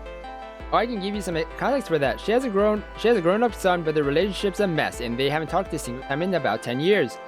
That bad, huh? What? Great. So it was a coping mechanism. That still doesn't justify the hatred. Is there anything about that woman's life that doesn't scream drama? Just her way to deal with it, Michael. When they broke up for good, she started with denial, and then she cemented this denial by thinking that raising kids is someone's cruel joke. Uh-huh. Said some nasty things since then, and it's tempting to hate her, but remember that cruel words often come from those who feel hurt the most. Oh my gosh, so many choices. Oh. Throat is parched. Very bad. From what I could gather, the fact that she hates her son's guts was probably the most consistent thing the doctors heard from her. As for the son, they tried to contact him many times to no avail. I also called him myself, but he just said he doesn't care in the most casual voice possible. I didn't back up right after that, of course, but in the end, my convincing skills were clearly insufficient. What? Great, so it was a coping mechanism. And a very effective one. All her hard work at raising another person amounted to nothing, so she threw away the whole idea and decided that it's a waste of time anyway. She also embraced the promise of scientific immortality. Sadly for her, immortality is still hiding around the corner.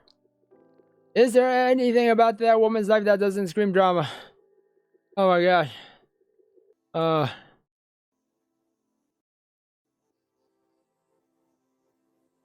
There is. She's from a small but wealthy family, and they traveled all around the world when she was younger. She had a happy marriage that ended in a divorce, but a surprisingly peaceful let's remain friends divorce. What? Huh? It is very easy to perceive a mixed bag of life as predominantly happy or predominantly sad. I have another question. Sure. The woman said that the surgery had 90% chance of success. Is it for real? Of course, they don't take the numbers off the top of their heads. I'm sure it's as accurate as any calculated probability can be today.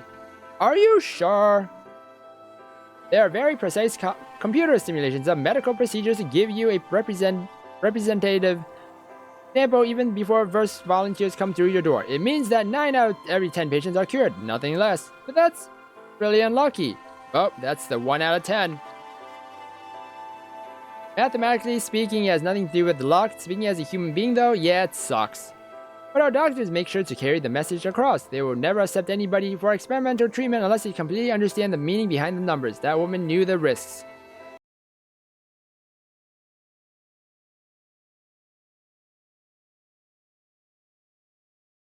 Because the alternative was even worse. Can you really blame her? If you could see probabilities of your daily activities, how many 90% chances would you take each day? Not 80% chances, 70% chances?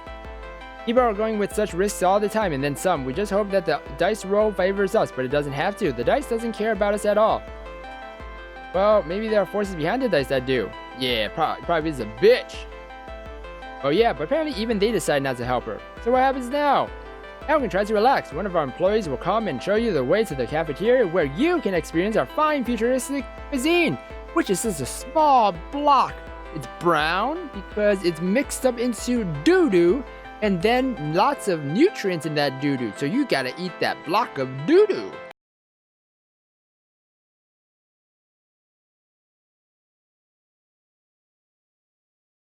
Fusion-esque, maybe.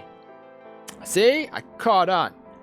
Aren't you gonna join me? Maybe we could chat about some less work-related themes. Aren't you gonna join me? You seem pretty intent on following me everywhere so far. Finally, some change of scenery and some rest for you. You know, as the main part of that scenery. Some rest for you, you know, as the main part of that scenery. Yeah, I'm glad you're excited about something at least. On the options you decide to learn more about... Learn more after all. I'll be right here, burning the midnight oil. Just don't run away from your guide. He'll also show where your room is. My room? Shouldn't you drive me to a hotel for the night or something? You have rooms right here. They are hotels. They are hotel rooms for all intents and purposes only. Only you can keep an eye on me 24/7. Yes, also we won't waste time on transportation, so there will be more left for sleep. Are these Life Plus offices? I wander around the rest of the building.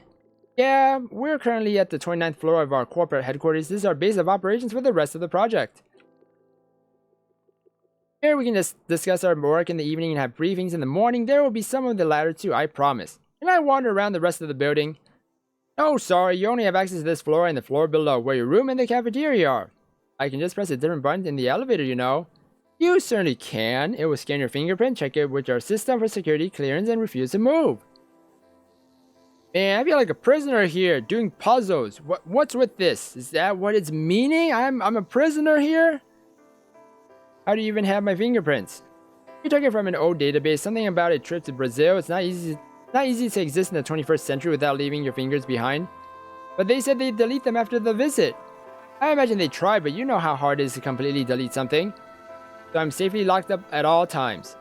Please don't take it the wrong way. Each person you interact with is another chance of affecting this timeline and therefore another set of complex calculations for us. We just have to keep it manageable. What about people at the cafeteria? There's nobody around there at this hour and the service is automated. Actually, the place is hardly used at all. So if I just stay there the whole time and someone comes in, it will mess up the timeline. Yes, let's do it.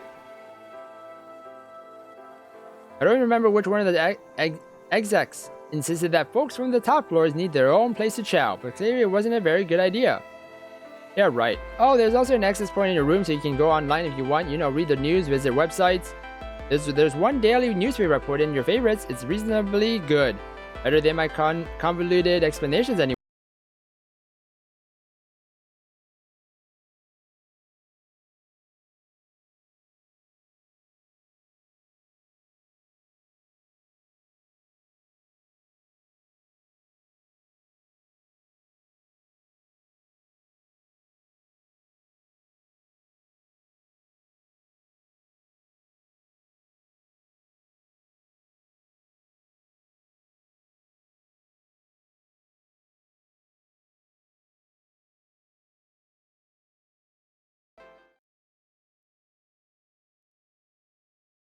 Chicken chow mein.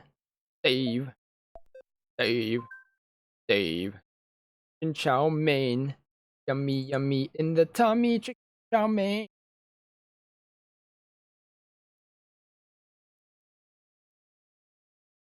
Okay.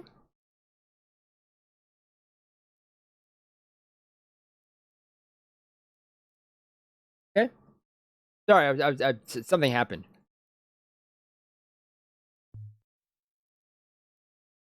Kung Pao potatoes. What? Kung Pao potatoes? I've never heard that before. Egg fried rice with prawns and peas. Ugh, prawns. Thai-style fish cakes with cucumber relish. Ugh, fish. Spare rib soup with watercress and apricot kernels. Ugh, watercress. What's watercress? 11-ounce top sirloin steak with sauteed mushrooms, glazed carrots, onion rings, and curry sauce. Oh my gosh, I want that one.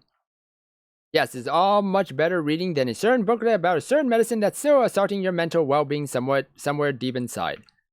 You go through the menu 2 more times before pressing the buttons on a place your order terminal setting on some pizza. Pizza? It wasn't even there.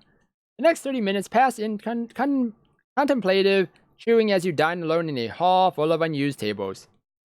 Upon exiting the cafeteria, you are greeted by the same Life Plus employee who showed you the way here earlier. He gestures towards the passage ahead, inviting you to follow him. Make a feeble attempt at small talk while the two of you walk through empty corridors, but all your questions get deflected with polite suggestions to consult the project manager. Oh, they always do this. They just go, shoo, shoo, shoo, shoo. And then nothing happens. Yeah. Yeah, I'm waiting for checking the phone, waiting for a really important call. Small talk. A few minutes later, you open another door and find yourself in a small hotel-type room. This is where you're supposed to rest and sleep before plunging into the unknown again. Where's the interwebs? Oh.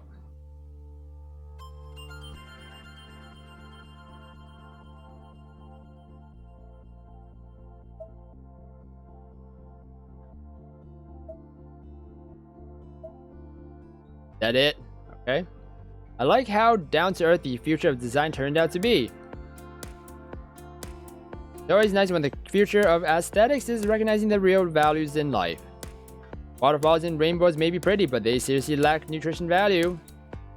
Hey, maybe one of my lunches is now hanging out in someone's living room because I used to post a lot of them on Instagram. The people of the future have spoken. They chose simplicity, the people who decorated this room anyway. You think this stuff is paid for by food service distributors? It's a very shrewd form of advertising, making people glance at your products for hours on end. Food for thought. Food thoughts for food. Ah, modern art. The coffee cup is undoubtedly the centerpiece of this composition, capturing the mood of a fulfilling breakfast before a productive and eventful day. However, it is a glass of water that makes this work truly remarkable. A puzzled viewer might ask, why is it standing there? Don't coffee and water both count as drinks in a traditional meal structure and therefore serve roughly the same purpose? Why would you need two different drinks at the same time? Or could it be that the named hero of this work hasn't decided on a beverage yet? Could it be that the glass of water represents a choice?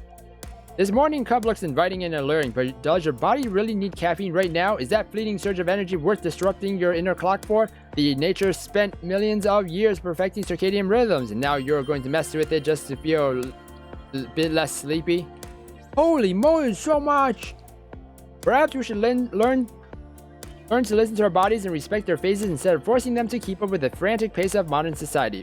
Perhaps we should realize that the choices hidden around us, sometimes behind a thing so simple as a glass of water, are more important than we think. Yeah, water is super important. Like now, super important. I'm thirsty. By reading so much. Oh my gosh.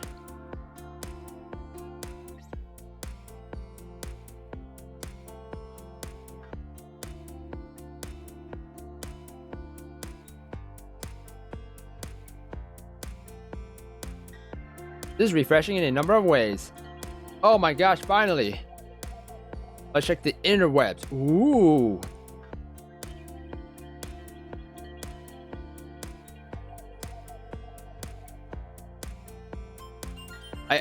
This better have some good interweb stuff.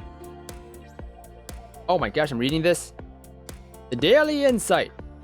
Rapture, rejection, confusion, and fear. Monday, July 23rd, 2046. The many faces of the century's most remarkable breakthrough. Oh, so much reading. When I was born, the world was a chaotic, volatile, and dangerous place.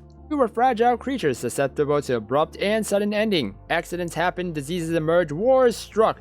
Casualty reports filled evening news, and all we could hope for is that our names are not mentioned there anytime soon.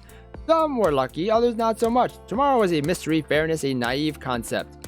Then I got involved in one of the greatest inventions of humanity, education, and found out that these fragile creatures made some pretty extraordinary things. I fell in love with the math. The world of numbers is fair. Every situation is described with equations, and all equations can be solved. When a system's model is built and all variables are taken into account, an optimal solution can be reached. There is no blind luck in math, no unfair. No unfair? Oh, that's Quantifiable World by Jessica Green. Okay, the Rapture stuff. On a rainy day in November 2031, 20 people walked into a medical facility in Singapore, handpicked by a team of Life Plus scientists from thousands of volunteers who responded to the call. They underwent an experimental procedure that promised something the world had never seen before. 15 years later, none of them has aged a day. 15 years later, they are joined by hundreds of thousands of others who exhibit the same results, while humanity keeps incredulously asking itself the same question: did we just cheat death? 2046 is a special year for SGI Inc., as it marks the quarter of the century since the launch of their core education platform named Edu Future Framework, or EF for short. It managed to transform the face of learning all across the globe and secured a place among the world's largest corporations for its owners. It has also been hailed as the learning revolution's turning point, the first time when the traditional model was truly and successfully challenged to its very core. Some of the 2010s were characterized by attempts to marry. In local news, the Electric Eye Club in Hong Kong is holding a big retro night this weekend. A popular place of attraction known for its eclectic entertainment, EE decided to put an educational spin on their latest event by digging up exciting yet largely forgotten pastimes dating back to the beginnings of the century. You're looking at the period from 2000 to 2020, says Du Yong, the club's manager. We dubbed it the dawn of the millennium, and we're filling up our place with dozens of activities. People think that entertainment gets obsolete quickly, but Oh, are you kidding me? Are you kidding? I can read. Oh gosh. Okay, let's just continue reading this. I messed up then. Oh, hold on. What was the last thing I read? There's no blind luck in math. No unfair. Okay. There's no blind luck in math. No unfair randomness. Only things we are yet to understand and solve. And then it was time to go back. Taking the math you learned in the comfort of a classroom and applying it to the real world is all about limitations. Complexity started to creep in. There were always too many factors, too many unknown variables to model anything with a reasonable precision. Choices were made in the blind, consequences were piling up, and eventually my very ability of independent decision-making started to feel worthless. Chaos triumphed once again. Humanity tries to cope with this predicament for as long as it existed. Some sought supernatural explanations and declared the concept of destiny, claiming that accidents were not accidents but acts of God, a higher power that has a plan and can provide meaning to the pointless events. Others try to embrace the uncertainty and find beauty in the grand scheme of things. Surely our lives are valuable regardless of how inherently random everything is. They must be. Some succeeded in improving their odds and figuring out how they did so. Perception of the problem was addressed thoroughly. The solution to the problem was nowhere to be seen. Oh! Then something else happened. As the science kept marching on, we realized that maybe we could deal with such complexity after all. In truth, that divide between the classroom and the real world exists only in our minds because life is a system. Everything is a system. Too many variables. Let them come. We could evaluate them one by one, building up the model of our world as we went along and then reusing it by pieces. We had sophisticated algorithms, we had computational power, we had machines that bordered on true intelligence, and surely we prevailed. The math of causality was cracked. Woo!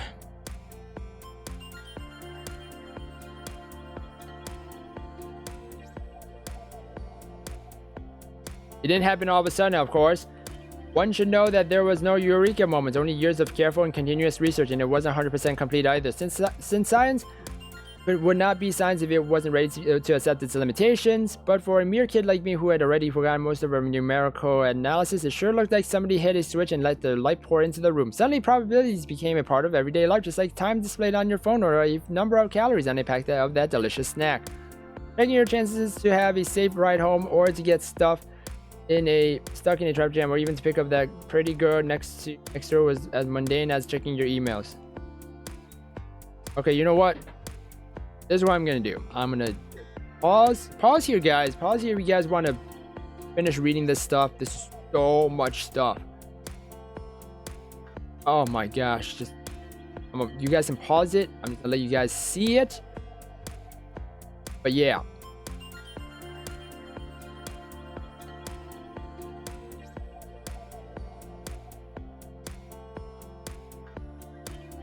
I'm so exhausted from talking. The talking simulator.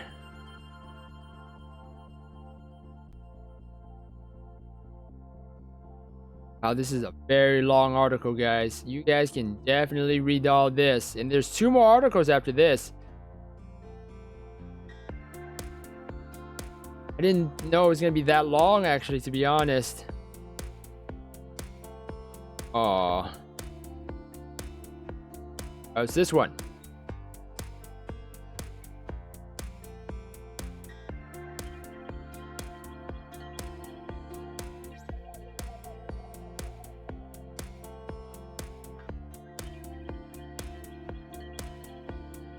I'm just trying to like read fast and like scrolling down to see if I can get the gist of it.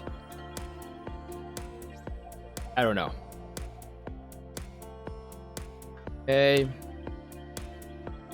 Party, music festival, main stage. And explains. Yeah. Okay. Right, that's it. Holy jamoly. Wait, hold on. Was that the only thing I could do? Oh, come on. Are you serious? That's the only thing I can do? I can't... Oh, my God. What I could do here. But anyways, I'm gonna end the episode here, everybody. We'll see what happens after I go to sleep in the next episode, everybody. So if you guys enjoyed this episode, then please slime that like button and subscribe down below for more awesome videos. Thank you, everybody, for watching this episode, and I'll see you guys in the next one. Goodbye!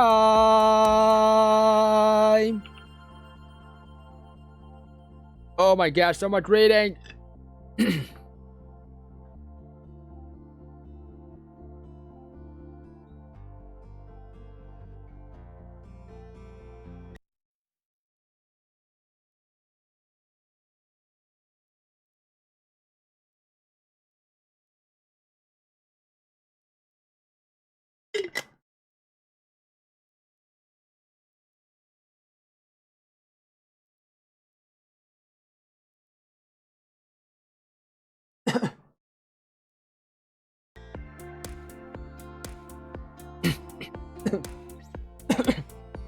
Oh man.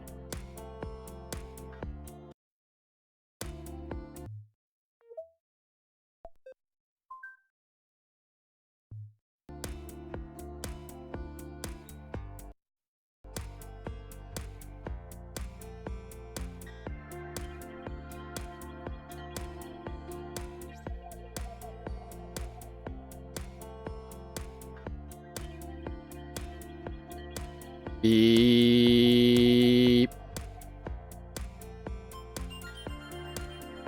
Howdy doody, everybody. My name is KevGuuey, and welcome back to supposedly wonderful future. Alright, let's go to bed. Bed looks simple yet comfortable, and like all inviting beds, seems silently asking you one question. Is it time to sleep yet? Yeah, let's wrap it up for the day. Nah, it's early, the night is young. Probably, but when did it ever stop us? Just one more video, Mom. Or I could leave.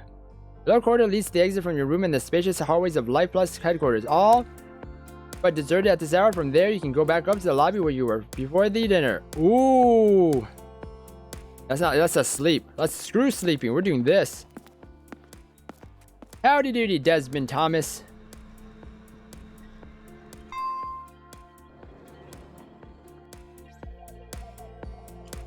Okay, anything else? No, oh man, please no more dialogue.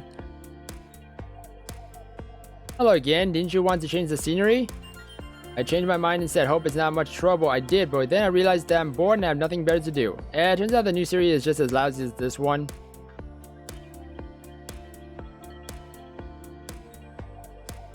That was my plan all along, is what I would say if it was true, but it isn't. I can tell you all kinds of other things that are true, though. Just ask. I have a couple of questions. Oh my gosh, so many questions. I hate this. I hate the questions. My throat is dying.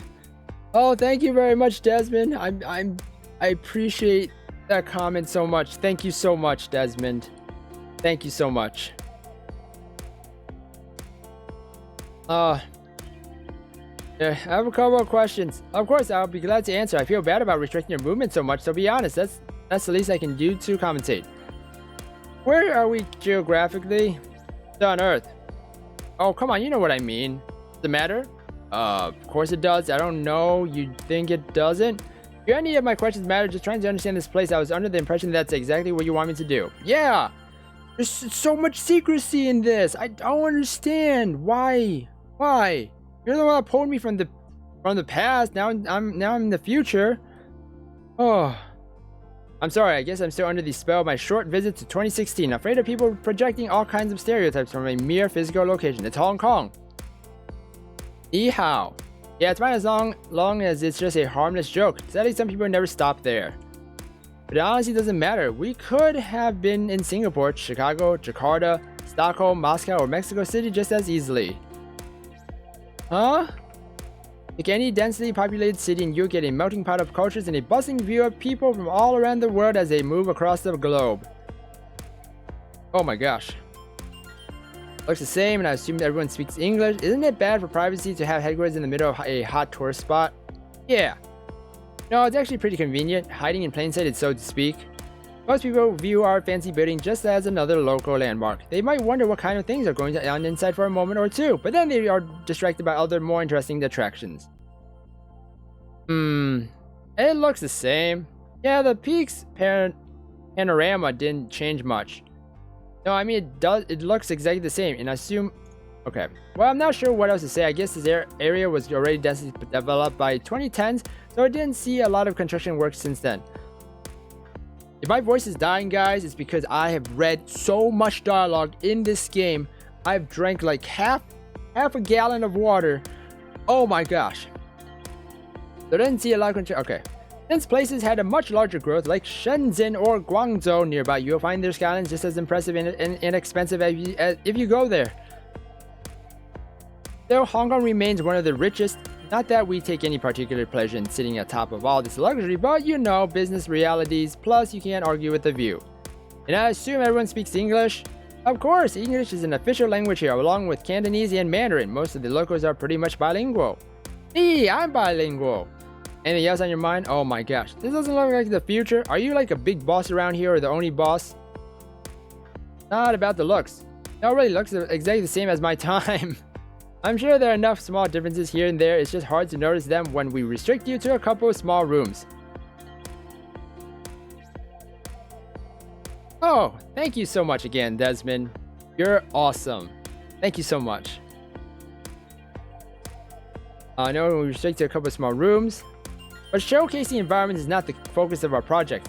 We're after intangible stuff, views, agendas, ideas, shifts in our collective consciousness. Is that a fancy way of saying nothing's changed? That's an interesting way to look at things. That doesn't make much sense. My point is, you can't always see changes with the naked eye, but the internet taught us anything, it's that the most invisible changes are often the most profound ones. No. The internet you gave me was just a freaking newspaper that had a billion words I was reading. I could not do it. Give me something better. Can I watch some anime or something? I don't know. Cartoons? Something on the interweb? You just give me a freaking newspaper to read. Oh my gosh. I had to get that out. It's that often the most profound ones.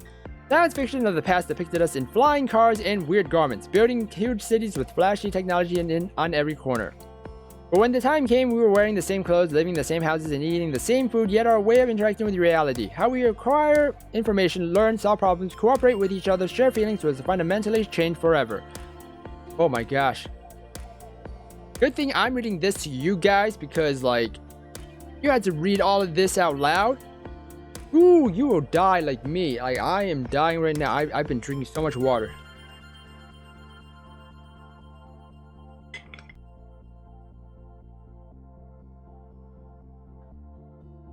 I think you're giving the internet too much credit. It's a matter of opinion, of course. It's never easy to tell what's causing changes. Many factors are always at play. But I honestly believe the internet's role cannot be overstated. It allowed us to interact with people all across the planet and realize that we have so much in common. Without it, we'd never have the word like this, interconnected, united, equal. So what was fundamentally changed this time? This time is a great triumph for science. Speak with the scientists of your time. They'll tell you about wonderful things they're working on, but they'll also remind you how slow this process can be. What scientists? How do I ask the scientists? They're all working hard. I can't just go up to them and be like, hey, what are you working on? And then it'll be top secret black ops stuff, and then I'll be arrested and thrown in jail. It's probably what's gonna happen. You can't just do that. It takes years to advance research and discover something beneficial to society, let alone get a working solution to make it available for general public. Frequently, you can't even concern yourself with practical applications. Theory comes first. This leads to a certain distance between researchers and others. The former would cheer about a new discovery, but the latter would say, well, why would we care? Why? How can Higgs boson or gravitational waves help me in life? They can't. Not immediately. You need to give science more time, and many people aren't ready to do that. They'd rather place their faith in something else, religion for example, and teach their kids that science is not so important. Who the heck says that? Who the heck says science is not important?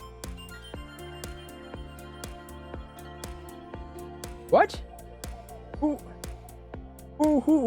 says science is not important? No, someone tell me right now.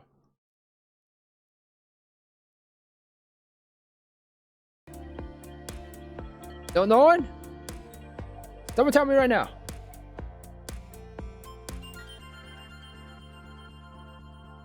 And when there's a perception that science is not so important, there are fewer bright minds pursuing careers in science and fewer governments willing to allocate money for it.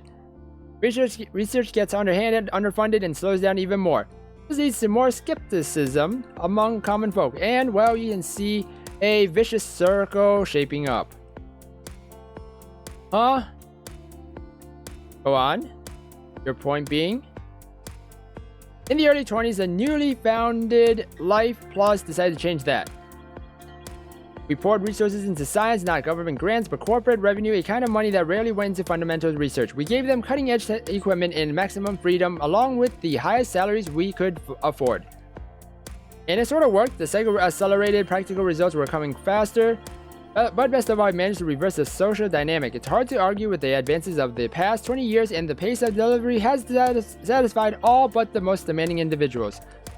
Theoretical scientist is one of the most prestigious professions in the world now. People believe in scientific solutions to their troubles and have less need to seek relief in philosophy or spirituality. Wow, reading so many words like so fast in just a short period, it's like your brain just stops. Your brain just stops like seeing the words as words, you know? It's like when you say butter so many times, like butter, butter, butter, butter, butter, butter, butter, butter, and then you write butter and it's like, what the heck is that word? I don't know what? Forgot what the term is for that, but oh. So you basically threw money at the problem until it went away, poured resources there. What a grand gesture from a commercial organization. So no space for religion anymore. The problem is seeking relief in spirituality. Oh, I didn't mean it this way. What I meant is that it's much less customary to rely on religious explanations for every facet of your life. Of course, the opposite is equally true. Science can never promise to explain the entire world. And that's fine. We shouldn't seek all answers from a singular source. We should explore different ways of thinking. So oh wait.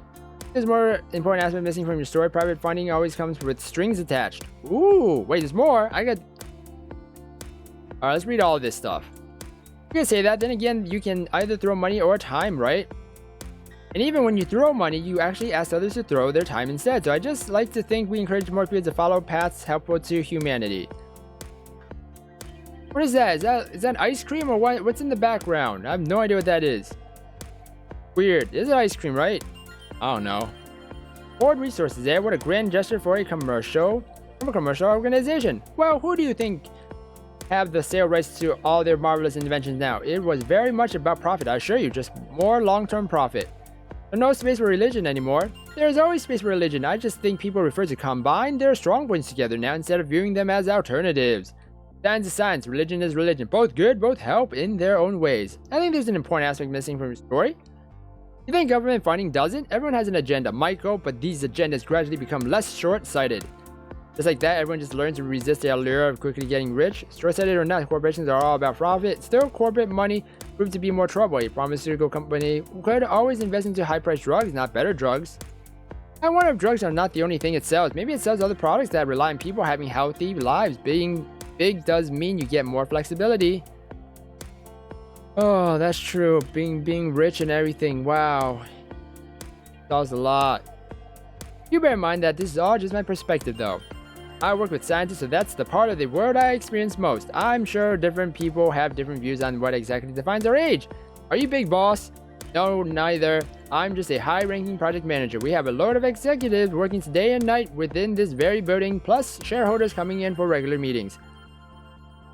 Do these executives have names? Sure, but I don't think I should bother you with them since they are ultimately inconsequential to our business here. Most of the top brass have no idea about this project. That's how under wraps it is. And those who do are way too busy with their own stuff.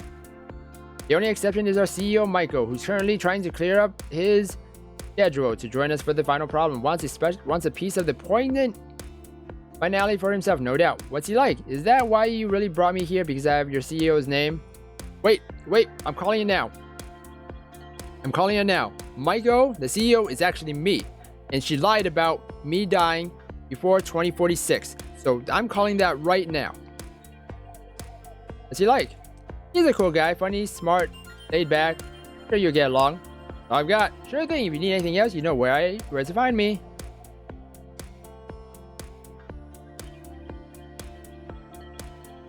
Anything else from you? Looking around, sure thing, if you need anything, okay. Save again. Okay, let's leave. Water.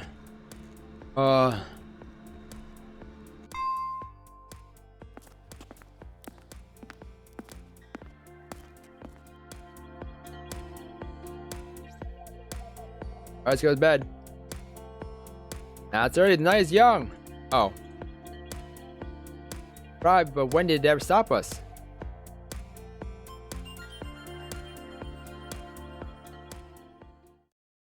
Ugly little girl. What? Chapter 2, Cyberbullying Investigation Unit. Oh my gosh, it's so much stuff. Good morning, Michael. How was your night? I read so much stuff. Alright, I guess, all things considered, better than my day. How could it be? Sleeping was hardly realistic. Well, if it is of any consolation, today's job shouldn't be so emotionally taxing. At least that's what I expect. Does it mean I get a proper briefing this time? Actually, I myself just wanted to say a few words, but you get 2 helpers on the scene today, so any questions you might have will definitely be answered. Right now, in an apartment not so far from here, there's a young woman who lost her job because of a very unpleasant incident online. She took it bad enough to start having suicidal thoughts. Holy moly! That incident wouldn't have happened if it wasn't for a certain manipulative bully. Your task will be to figure out who that bully was. What incident? What kind of incident? Having thought? Did she call a hotline or something? How am I supposed to do it? Having thought? Yeah, did she call the suicide hotline?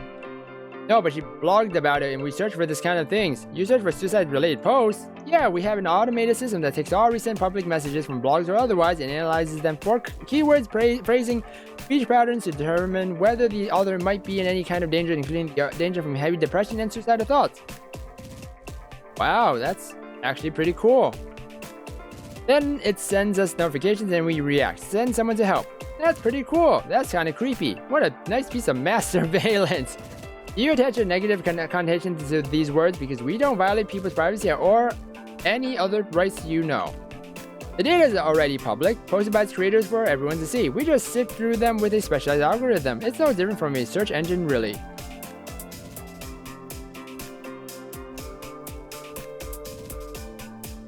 So she even wanted your help. She didn't ask for it. She just blogged about her thoughts. Well, she didn't drive us away when we showed up on her doorstep either. I think it's safe to assume that she wouldn't mind if we try it, at the very least. What kind of incident? Impersonation. Somebody managed to really damage her relationship with others by pretending to be her online. Our tech specialist will fill you in on why and how exactly what happened. Tell me more about this monitoring system. If you're interested, sure. Oh my god. Oh god. Oh god. What about people who don't leave suicide notes or those who leave them but on a simple piece of paper? Them we can't help. Unfortunately, what a lot of them do, and many choose to be public about it. When you are talking to everyone yet nobody in particular, there is a strange comfort in that.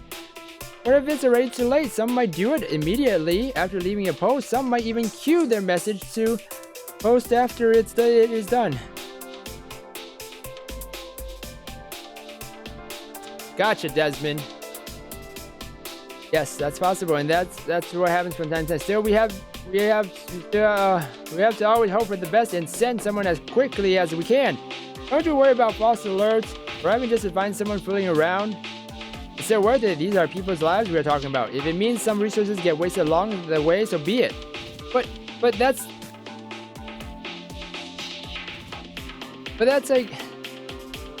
like the swatting thing. What? That's pretty bad. Even have enough computational power? The amount of new data appearing online every single second was staggering even back in my time. We do, that's what makes it all possible. We've been able to wrestle with sheer volume of stuff in this world for quite some time, and that alone led to a number of wonderful things. Sounds like a job for the government or a non-profit. Why would a corporation do something like this? Well, we are the best equipped group for the job, which also makes us responsible to see it through, I think. Okay, I got the picture. Oh my gosh. I know I complain about reading this all this time, but look at how much dialogue. Oh. It'd be interesting to hear your thoughts on the topic after you finish with the problem. After all, cases like this are main ways to see how effective or ineffective this system is. How am I supposed to do it? Take a little investigation, playing detective. I like it. Won't you rather get a professional investigator for that? Another job I'm not qualified to do then. Don't worry, the guys in the scene will take care of occupational specific stuff. You'll just have to use your rational thinking and your better judgment. Hooray! I do have rational thinking and bad judgment. I did say that every problem will be perfectly solvable by man of your skills, and I stand by that. I see, it's time to start. Yeah, everything's ready on our end. Let's go. I'll take you downstairs. Your ride is waiting. Oh boy. Oh boy. Oh boy. Oh man. How many problems? Is it 5 problems? Are there 5 problems? I have to read like a billion words. Once again, you ride a car, but this time the world outside is thankfully solid and unchanging. You notice that all driving is automated and that the engine's roar you heard last time is actually almost inaudible. Oh, thank you, Desmond. You're so kind. The Life Plus employee from yesterday is keeping you company at the front seat, polite as ever but still immune to probing questions. After 20 minutes of smooth sailing through the sea of Metropolis, you exit this vehicle, enter a nearby building, and take the stairs towards your destination. Can I look at that internet? I mean, my internet was just a freaking newspaper that I had to read a lot of words. I just want a cool internet. The apartment in question is small but bright and well kept. 2 men are standing nearby. Must be the helpers Jackie promised. The girl whose problem you're supposed to solve is not in sight, but there's another room through the archway. Determined to make it a day of proper briefing, she decides to have a chat with both of the men before proceeding to do anything else. That's if I choose to do it. Save.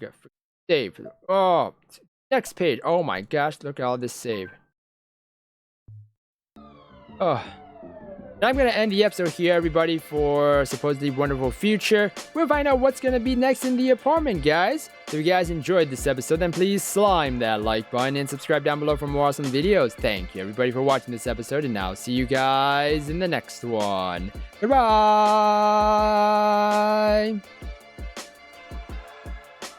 Oh. And again, thank you, Desmond. That's so kind of you to do that. That's very kind of you to do that.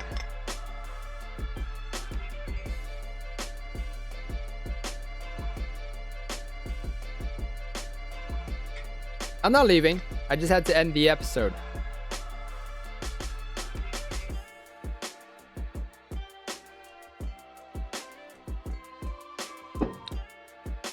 Oh my gosh. Whew.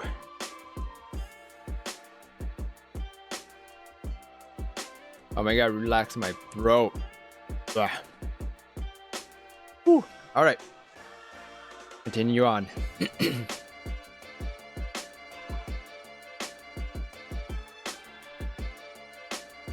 Whew. Yeah, be sure to share.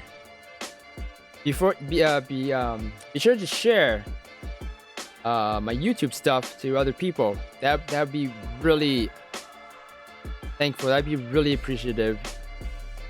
Oh man, helps me get out there. And yeah, like again, thank you again, Desmond. You've been super awesome for saying those things. Thank you so much. Hope you're having a good day too. Hope you're having a good day. A good morning. I don't know where you live. Morning for me though, because freaking sun is right there in my eyeballs. Very bright, super bright. Can't even look at it. Oh man, Desmond. Again, thank you so much. You're super duper gooby. Alright, let's start this.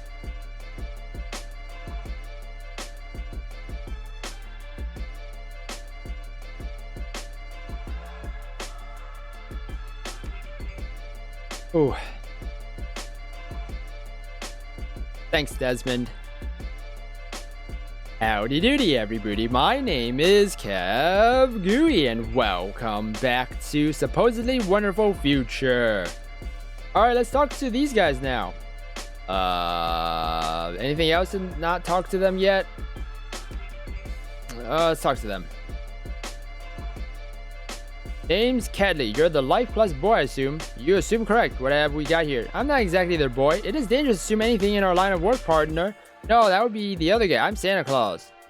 About time you shut up, Mr. Claus. That was a joke, you know. I go where I am needed, and I am needed where I go. Don't flatter yourself. Ouch. Okay, what are we looking at here? Well, I'm supposed to work together on this case with you and that kid over there because obviously you need an international committee when somebody's feelings get hurt. The victim is sitting in the next room, but I've got a migraine just by talking to her, so if you want to do all the chatting, be my guest. Migraine? I get cluster headaches, okay? That's even worse than migraines. This guy doesn't know anything. Although I was hoping for a more detailed description of the crime, and I assume you're just going to stand here, right? Who's the other guy? Not much to tell. The girl goes online one day to find all kind of fancy stuff posted under her name. Then her boss calls and says she's fired, corporate culture and all that bullshit. What? Really? Really? Like, you don't... Boss doesn't ask about it, doesn't actually call her in or anything, you just got fired? What kind of society is 2046, huh? I don't know if I want to live in that future. Then she goes, all self-pity blogs about suicidal thoughts gets noticed and we find ourselves here. What about the suspects? Some kind of internet friends. Apparently one of them had a crush on her, but she just told him to shove off. And right before this thing happened too. I say you identify this lover and we have our culprit. As simple as that, but you need the other kid to do that. I'm no good with your techie toys. And I assume you're just going to stand here, right? Got nothing better to do at the moment. I bet your boss won't be happy if you stand your way through the whole thing. Screw my boss, he hasn't paid me for the last month yet. Labor strikes are next door. Alright, smartass, you win. When you need something real to happen, ask me. I can grab my car, visit one of your suspects, and search their place upside down. Yes! Yes, I don't have to go anywhere. But I gotta keep reading. Just tell me what to look for. If it's there, I will find it. Cool! Can we just search everyone for everything and be on our way? I wish we could, but I have a limit of 2 warrants here, 2 places to search. Then you fancy kids are on your own in this room. Oh no, I have to guess it right? For 2? Good thing we got the save and a bunch of save slots.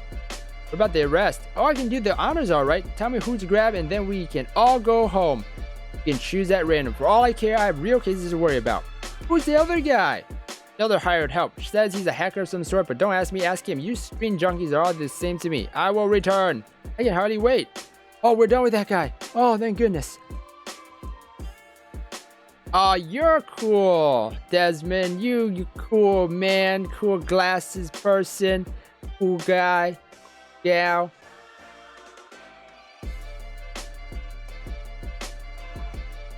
Hello, friend. You must be Michael, our boss for the day. I'm the boss? Not sure about the boss part. That I am. Seems like it. Not sure about the boss part. I am. Jackie was very specific about it, and I know better than to question that woman. I'm Sean, and I will be your assistant in all things online. Welcome to the Cyberbullying Investigation Unit. Cyberbullying Investigation Unit, really? Yeah, let's just get to the point. You mean when 3 fine gentlemen gather to unravel a great mystery and gripping tale of conspiracy and deceit that is destined to become the talk of legend for generations to come? Can't get any more real than that, my friend. Well, then let's get started. Just get the gripping tale going already. With pleasure. So the first thing you should probably do is to talk with the victim and hear her story. Her name is Ashley and she will tell you everything about her occupations and how this nasty incident derailed each and every one of them. I wouldn't want to play a messenger here. What I will do is present you with a list of suspects, 5 persons, each relates to Ashley. All evidence suggests that one of them is our culprit. Wow! I also use Ashley's computer in the next rooms to set you up with a workstation. It should help to better understand the situation and conduct investigation. The rest we can discuss thoroughly after you talk with the girl. Sounds good with you? If she is in a rough shape at the moment, I don't have much experience dealing with suicidal or otherwise mentally fragile people. Yeah, we dealt with that other person yesterday. Are you kidding me? Did you forget already? You fell asleep on a bed in 2046 and you forgot. This guy. I was told this victim is being suicidal. Is this going to happen? Is this going to be a problem? Huh.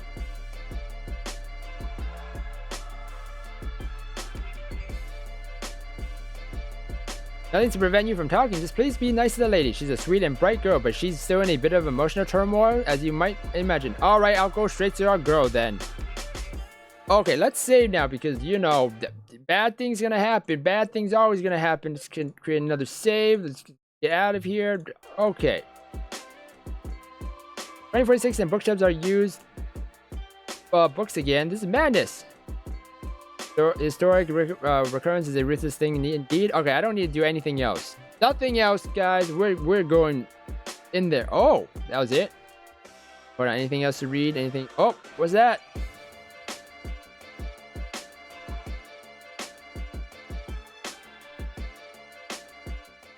Camera greets you with a short list of options. Personal profiles. It appears that Sean has compiled a short description of everyone related to the incident to give you a rough idea of what to expect. There are 7 entries available. Oh my god. Carl O'Brien, suspect A, 27, 1.85 meters, actor and occasional writer, studied arts at the local university, happy to share his experience as long as it's being greatly appreciated, good at perfecting little details and ignoring deadlines, likes classic literature and obscure art house films, maintains the air of sophistication bordering on arrogance. Oh. Okay. Vivian. Like B, 24, lead actress alongside the victim, takes method acting to its logical extreme by constantly impersonating various characters from her favorite fictional stories, like sewing, cooking, and exploring the history of geek culture. Utilizes her skill of master cosplayers to provide costumes and makeup for the entire production. Okay, she might be a suspect. Vivian. Alright, Daniel. Newcomer and ambivalent assistant, absent-minded but easygoing, tries to study economics at the local university, likes karaoke and late-night parties. Enamored by jobs with benefits and corporate lifestyle, harbors romantic feelings towards the victim, much to her discomfort. Okay. Maybe Daniel. Anne Marie Hill. That designer and the victim's childhood friend, enjoys physical contact with reality, from drawing pen and paper sketches to building decorations, keeps constant vigil over her friend's well-being and tries to protect her from stressing out, sometimes to the point of stressing out herself. He has a strained relationship with suspect C. Oh my gosh, I have to write everything down. Suspect C and suspect D. Oh, who's suspect C again? Hold on. 1, 2, 3. This suspect. Okay, so. Oh. Anne has the problem with Daniel. Oh my god, I gotta write this down. Oh. Okay, hold on. Let me write this down, guys. Anne. Anne.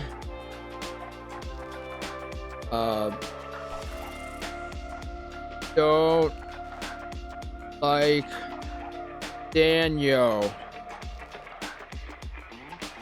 All right, I wrote that down. Okay.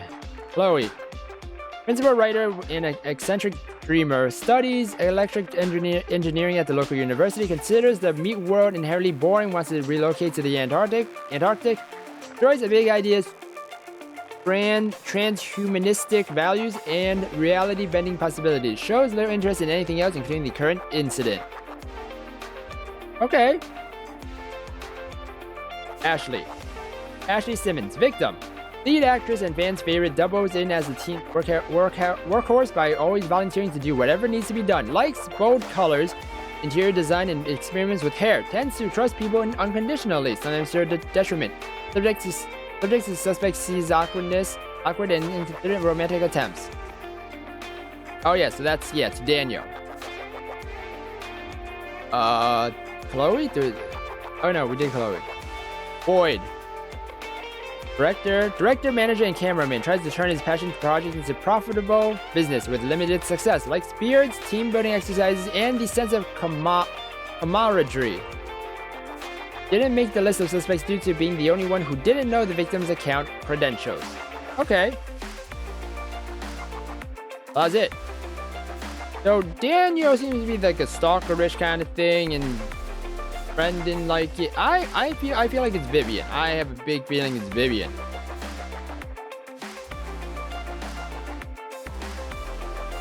Oh my gosh, there's more stuff. I forgot. Oh, instant logs. These text logs have been extracted from different online sources. They shouldn't contain the original post and conversation that started the whole problem. There are 4 entries available. Okay. The show's new. Okay.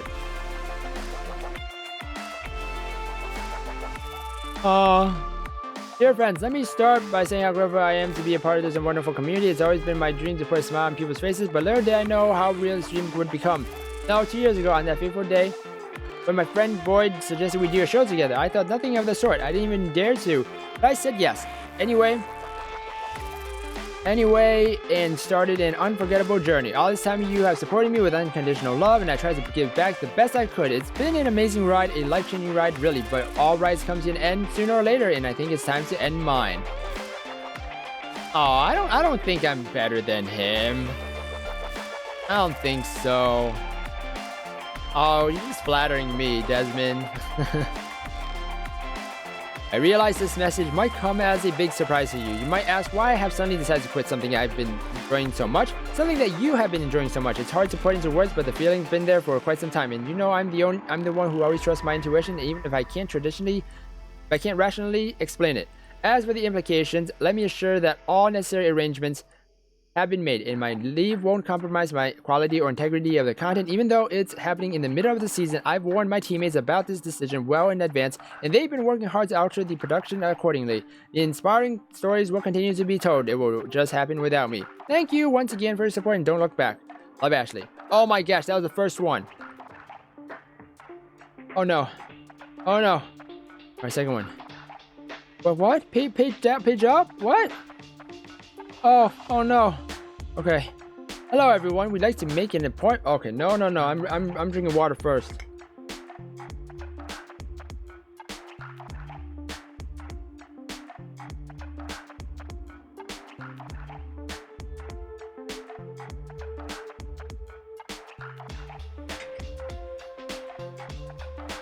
Okay. I'd like to make an important announcement regarding the most recent entry to our news column. That entry was not written by Ashley. Somebody hacked into her account and posted it under her name. Ashley had no plans to leave the show, and she never had. Yes, it sounds just as weird to us as it does to you, but it's true. Everything that was written in that post is a lie. Ashley is not quitting. No arrangements of any kind have been made, and we're definitely not altering the production. Once again, Ashley had no plans to leave the show, and she never had. We have no idea why would anyone do such a thing, and we are regretfully in no position to track the offender down. However, we managed to restore Ashley's account and took steps at ensuring its safety. No other harm was done, and we continue to work on the future episodes right on schedule. We apologize to everyone who was confused or upset by this incident. None of this is Ashley's fault, but as a team, we'd like to acknowledge our responsibility for not taking security matters more seriously. This will not happen again. We also ask you to be empathic toward Ashley. Whoever did this, they most likely planned it as a psychological attack on her, so now would be a perfect time to show her your support. As for our side, we have zero doubts that the whole nasty occurrence will soon be a thing of the past.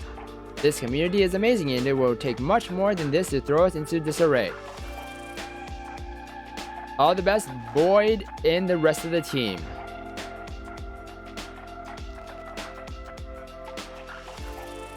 Aw, that's alright, Desmond. You being here watching, that's all that matters. And that you're enjoying it. Thank you so much. The show's newsfeed, July 16, 2015, comment section. Harold Dunn. Phew, that was the close one. I thought my favorite show was dead. Cheers for how you handled this, guys, even if it was a bit slow. Jim Christensen. Don't worry, Ash, we love you. Ashley support thread coming right up. I sure hope she's alright. It's always such an inspiration to see her on screen. Personally, I'd follow her anywhere and support any choice she makes, but if she stays, it's even better. She and the others have really good chemistry in this series. Haters gonna hate. I'd say let them go and let the real fans stay. This community will be even better after a little cleanup. Ashley, you are brilliant, and the fact that you are staying fills us with nothing but happiness. Keep spreading the love. Spread the love, just like my shirt says. We're always loved. Yeah. Walter Clark, why would anyone fake such a thing? Sounds like you guys just can't admit your actress messed this up. Nope, too late, we don't need you anymore. Lol, that was a cheap way to get more attention, you whore. The only attention whore here is you, jerk ass. See, that's the kind of internet I miss these days. Any names that are...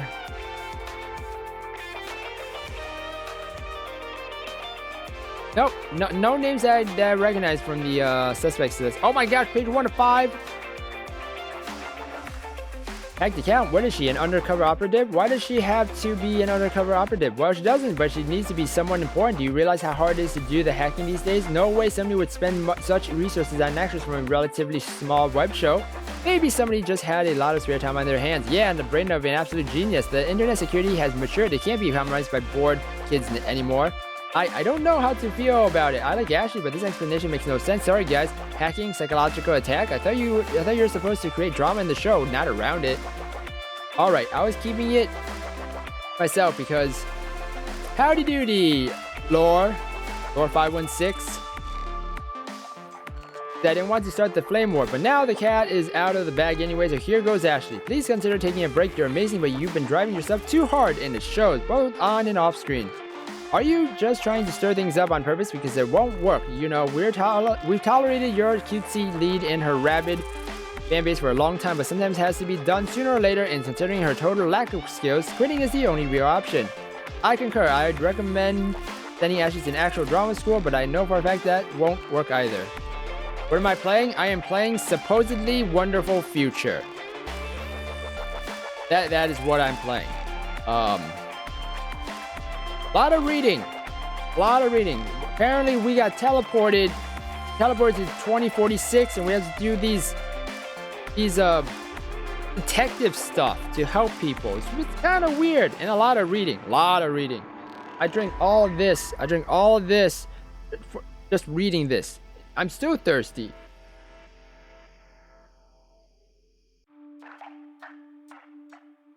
Why does it always have to be about your precious Ashley? Why not consider how we feel? It was a psychological attack on us as well. As fans as well, we invest in your show. Her resignation post hit me so hard, I was actually shaking. I can't believe I had such a reaction over a stupid web series. I'm getting too emotional for this shit. So yeah, so right now we're in the second. We are in the second puzzle, I guess, and someone was cyberbullying this girl, and we're trying to get to the bottom of it. So I'm reading everything just to make sure that I don't do the wrong thing. Good thing I got a save, though. I can save forever. Now, why do we have to be so dramatic about this, folks? Even if it's been going downhill, there's nothing a good long break can't fix. Why should we quit forever? Oh, thank you very much, Laura. Thank you so much. That's so kind of you. They'll lose most of the audience. There are so many alternatives. People will just forget about it, move on to some other show. It's a very competitive environment. No break can fix such shitty acting. If you don't like it, don't watch it. No need to force other people to quit doing what they love. They owe you nothing. Actually, they do. We support the series with our time and money. We deserve to have a saying in what direction it should go. Money? I didn't know this show was crowdfunded. I think he's talking about merch and subs-only features. Don't even mention subs-only features. Putting content behind the paywall has damaged their support more than bland acting could ever do. The only behind-the-scenes commentary and other little extras that are subscription only. I've been reading so much that like my words is so tough to just say now. Not unreasonable to try and get profit from something, is it? Anyone who calls Ashley's acting bland needs to get their eyes replaced and ears and brain. We're only 3 of 5, guys. We're only 3 of 5 of this comment section. It is bland. You should try to watch some serious movies for a change. Being cute is not enough to be a good actress. Can someone explain why is everybody making such a fuss over it? Actors get changed all the time. Whether she's out or not, they can always find another one. As long as nobody with a vision, director, writers leaves the show, will be fine. You stupid idiot, Ashley is the reason the show is still alive. I was asking for an explanation, not fanboyish hysteria. Don't ask stupid questions if you don't want to get stupid answers. The fact that Ashley is the main driving force is clear to anyone who's bothered to look. Looks like fanboys is the only kind of fans she has. Oh boy. Oh great, another prima donna is going to entertain herself with a string of final goodbyes and unexpected comebacks. I used to enjoy her acting, but the last months have been a disaster. Just do this community a favor and step down gracefully. This person gets it. That's exactly the kind of nonsense that splits good teams apart. They're making a big mistake covering for her instead of just kicking her out. Oh, you love this game? Because I'm the one reading it, Desmond. I'm the one reading this. I can't believe so many people are actually driving Ashley away. I thought she was fans' favorite. What the WTF is wrong with the world today? There's nothing inherently strange with this sudden reaction. They simply got an incentive to say what's been on their minds for a long time. The society told us to be polite and get along with each other, so we keep... Oh my gosh, we're almost done. Uncomfortable things to ourselves until we just can't hide it anymore. Well, when you put it that way, still it's hard to believe. I personally don't like it either. I'd much rather we are honest and direct, but that's the world we live in. People avoid conflicts even when it's as simple as telling your favorite actress she lost her spark. It pains me to say this, but I agree that Ashley will be better off trying something new. The new season is okay, but it just doesn't have the same spark. I believe that she didn't write that post. What's the point in lying? But maybe it was a sign. I know, right? I know, right, Laura? We did it. And then now to the next thing. Oh my God, one more. Oh. Wait, hold on. What day is this? Oh, it's 4 days later. For the first time in a while, I have no idea what to write here. Words just aren't coming. I think I just used to have the same problem a couple of years ago before the show started, before I found my voice. Yep, you're correct, Laura. You have no idea how many paragraphs and like huge essays I've been reading. Oh my gosh, you will find out. Good thing you're not reading it, or you're reading in your head. I mean, that's good. I'm reading out loud. My throat's dying. I spent the day reading through my previous posts. Funny, when I first decided to start a proper blog, I thought it needs to be very contemplative, like old paper diaries where young girls wrote about love and feelings and meaning of life and other deep things they could discuss with no one but themselves. But when I look at the past 6 months of content, all I see is routine. Anne and I went shopping, fooling around with clothes. Chloe and Zoe came back, had a gym session together. Here's a funny book I read. You guys should try it too. Holding on Ida with Boyd. Here's a photo shoot with Viv. She's my hero. Hey, we released a new episode. Thank you guys so much for your support. Yay, meetings, hangouts, plans, projects. What a busy girl. You know that thing about finding my voice? That wasn't even a metaphor. I need to find my voice. Not some cheesy little extra you'd add just to make it sound more heartwarming and emotional. There wasn't the slightest doubt in my mind. I thoroughly convinced myself that this is it. This is my place in the universe. Some people dance, some are artists, some swim, some I entertain. I make someone's evening a little bit better, brighter, give them more energy to face another day. And in the middle of all that, you, the viewers, the collective consciousness that links everything together makes it meaningful. Oh. It's just so hard to experience delayed failure. Normal failure is just fine by comparison, but when sorry it didn't work out, part is preceded by months and months of allegedly successful work. It's too confusing. You keep investing, you settle down in your new wonderful life, but then it all comes crashing down in the joy, the feelings of happiness. They are gone as well because it's all been interconnected in your brain. I prided myself on entertaining people with fiction, yet I completely fell apart when my own reality turned out to be fiction as well. How ironic. Or maybe the path of destiny that continues. Some places in the universe are just less grand than others. Who am I to deny mine? Just because it's got less fun. The people have spoken. They told me to quit. Only I don't know how to quit this and then start something else. Don't have the slightest ideas. Quitting everything altogether, on the other hand, that is something conceivable. Logical even. Perhaps this is exactly what I should do.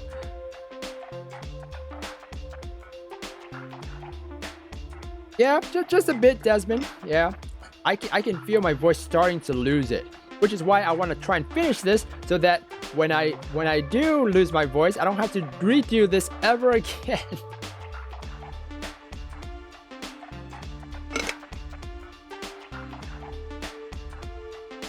So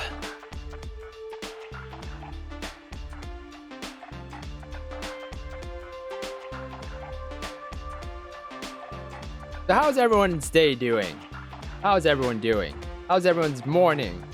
Or night? Or afternoon? I don't know what time zone anyone is. Right now it's 10:13 for me.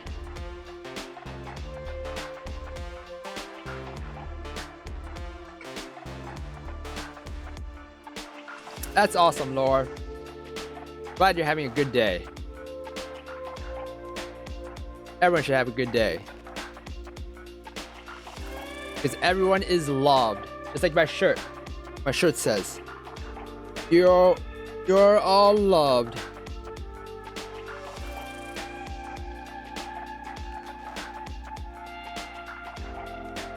Yeah, my brother got me this shirt. It's super awesome. I want to aspire to be him. My aspiration. Markiplier.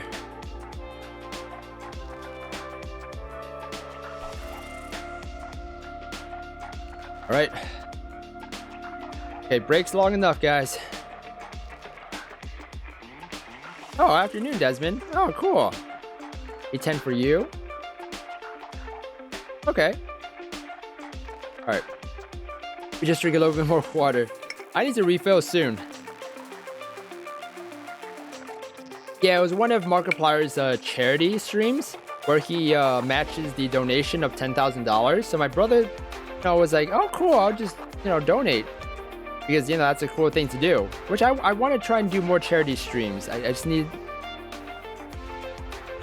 yeah, yep, Markiplier.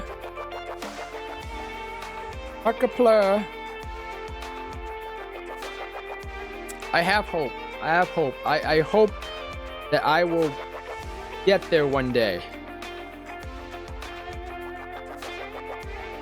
Howdy doody, you're tearing me apart, Lisa. All right, let's get this ball rolling.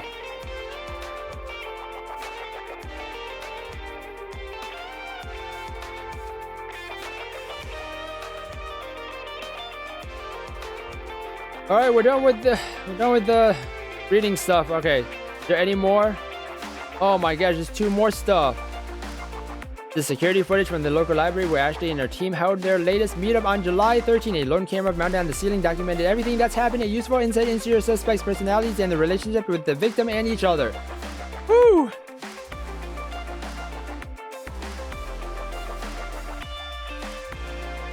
Oh, you guys are super awesome. Watching the entire day of records would be a serious time investment, but at least the times of timestamps displayed nearby suggests you don't have to. Sean left you a shortcut to the most important bits. Oh, thank goodness. Do I have to read it? Please tell me I don't have to read it. The place reminds you of a classroom probably because of lined up desks. Each one is fitted with a terminal. I need to read fast. I can't read slow on this. I mean, if I do read slow, it's because I forgot the words. This game is breaking my memory with words. The only person present is Ashley, occupying one of the desks, waving her hands at the screen. Soon after the video starts, a man walks into the room. A caption appears over his head for a moment, reading Daniel, Suspect C. On your own terminal, you see a full transcript of the video displayed nearby. Ooh, do I get to watch it? Oh, please let me be.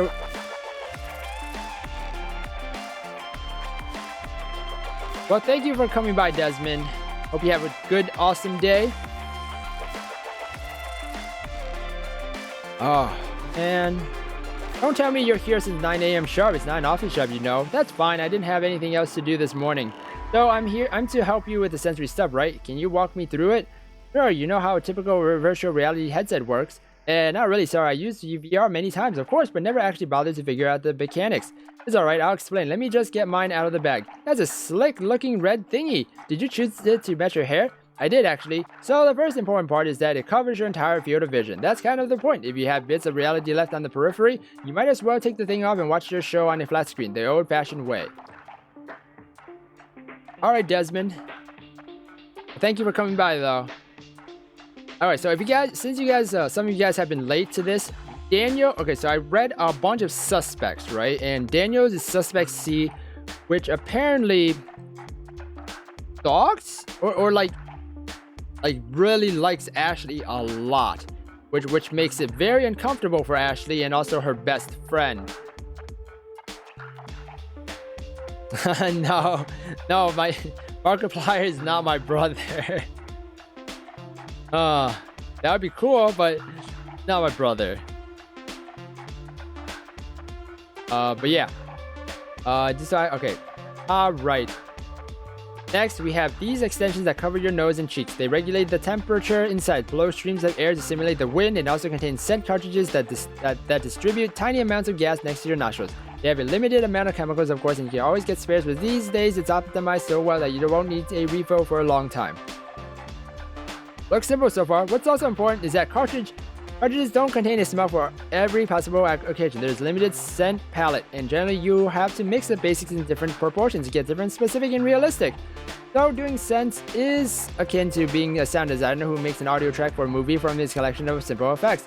Sometimes it's straightforward, sometimes you need to get creative. I actually spent some time mixing your own library of scents, so you won't have to worry much about chemistry. It doesn't have everything, but it should give you an instant solution for the typical stuff. The kind of stuff you'd expect to encounter in a show like ours. Anyway, cool, thanks. And in touch, you need gloves for that, right?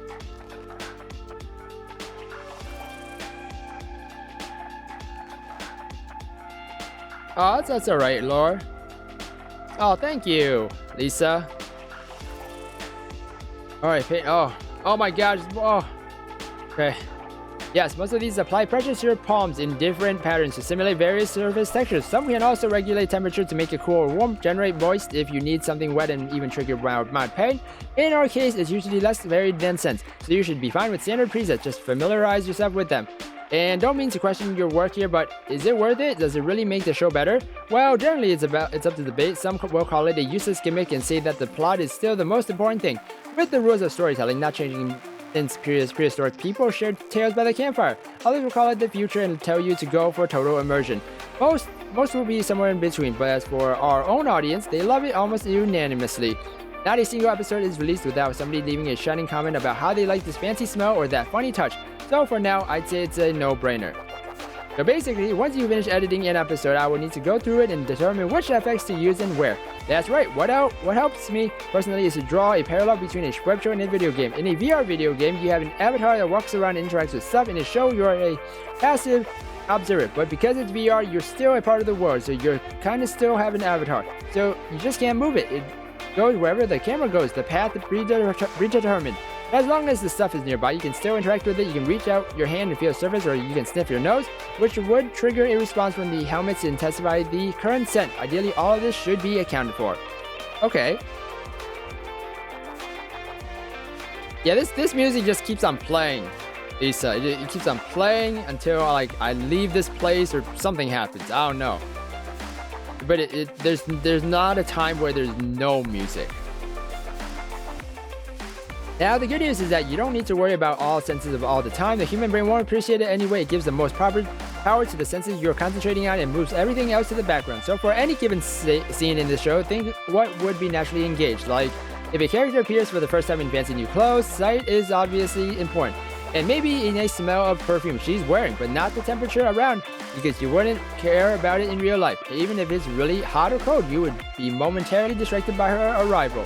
On the contrary, when two characters are having an idle conversation for quite some time, you are outside and it's getting dark, then adding a touch of cold breeze might just be the right thing. You're still with me? Yeah, sure, I think I get it. Want to start with doing a few effects together? It should be a couple of hours until others arrive. Of course, let's do it. And the pre-selected...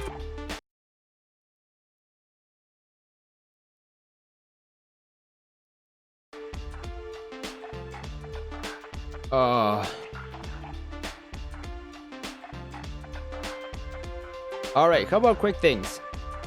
Sorry I'm not present in person, but this guy wants to meet today and it looks worthwhile. Might be a great source of funding. As long as our artistic freedom is not sacrificed. Nah, the dude gets it. You got to nurture your talent like I nurture you guys. Yeah, best boss ever. When do we film? As soon as we finish with the existing footage, I'll need a very clear picture of where we are now. And the only way to provide that is to get the end result. Should be enough there for 3, maybe 3.5 episodes. Ashley has agreed to edit it all. Burning a tanker full of midnight oil again, girl. I'll help, Boyd. Thanks, Anne. Much appreciated. We need our Ash fresh and healthy for the shooting of our season finale. In the script, Chloe is putting in the final touches. I think you people will love it. I think I'd love my own script even more. Carl, you know I can't give you anything mid-season when the deadlines are starting to get real. What can I say? You can't rush a masterpiece. Yeah, I'm not even trying to get at this point, but I read Chloe's near finished version, and I honestly think she did a great job. I have a lot of awesomeness visualized in my head right now, and if it comes to life, this will end up being our best season yet. We might even have trouble topping it further down the road. Wrong, our journey will continue upwards as far as it takes. Oh, hey, Vivian, haven't noticed you there. Who are you this time? I'm the mighty Kamina, the man of indomitable spirit and masculinity. You'd better remember that. That didn't really help. It's always some kind of ancient cult classic, right? Be thankful you missed the last time. It was a radio host of some sort. Wouldn't shut up about hooded figures and the dog park. I sound like a Google Translate, Lisa. I don't know. I think the Google Translate talks slower. Knowing her, she's probably nailed it again. Got all the little things right and we can't even appreciate them. I hear ya. The subtle references are wasted on us. Anyhow, I'm thinking about 2 days of shooting, 8 hours straight. I just like it. Outdoor scenes when the weather, the indoor set is prepped and all yours. And shall I start whenever?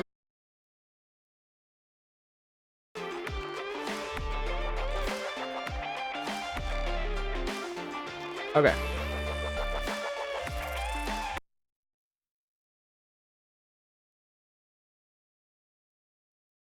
Okay. Woo! Things were wonky for a second. Alright. Return. I'm reading. I need more water. Oh my gosh, it's all.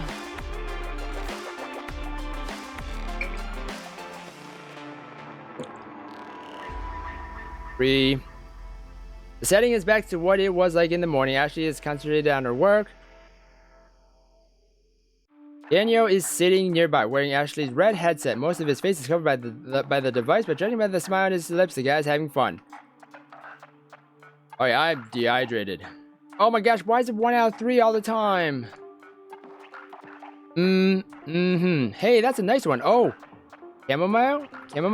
I feel relaxed already. That's a nice strawberry and a touch of vanilla. Wow, what on earth was that? Was that a fart? Sorry, oh yeah, I did those 4 types. 4 farts? Yep, depending on the food one might have eaten before. You're messing with me. Just imagine the possibilities. You can't deny that VR took fart jokes to a whole new level. What a time to be alive. Ha ha ha. Daniel takes the headset off. But honestly, this library is amazing. You must have spent months making it. It was fun. How do you manage to do this? Do what? Pour so much heart and soul into this thing. Well, we're all given a lot of days in this life. Might as well spend them on something. But don't you ever want something more tangible, like a real job? And what's a real job? Something that pays well, for starters. You know, we do get some money out of this.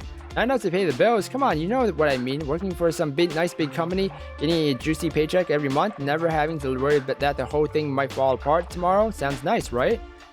Woo! For somebody else, perhaps I'm not cut out for the corporate world. I'd rather be a part-time waitress than give up doing what I love. That's weird and amazing. Weird and amazing at the same time. Hee, I'll take that as a compliment. Hey, Ashley, I've been meaning to ask you. Do you want to go out with me? What's that? Sorry? Go out with me. I really like you. Okay, this is really awkward. I appreciate your asking me, Dan, but I'm not really interested. Are you sure? I'm sure. You're a really nice guy, and I'm sorry if I gave you the wrong impression, but yeah, sorry. If you need some time to think about it, that's fine. Time is not the issue here. I'm just not interested.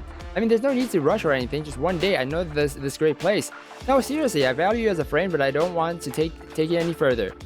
Come on, Ash. Just give me a chance. I'll promise I'll make it worth your while. Dan, please, I made up my mind. If you could only turn away from your screens and listen to me for a moment. I did that, Dan. I started to listen very carefully when I realized how serious your request is. And I said, no means no. Please don't turn this into a problem. Just stop, okay?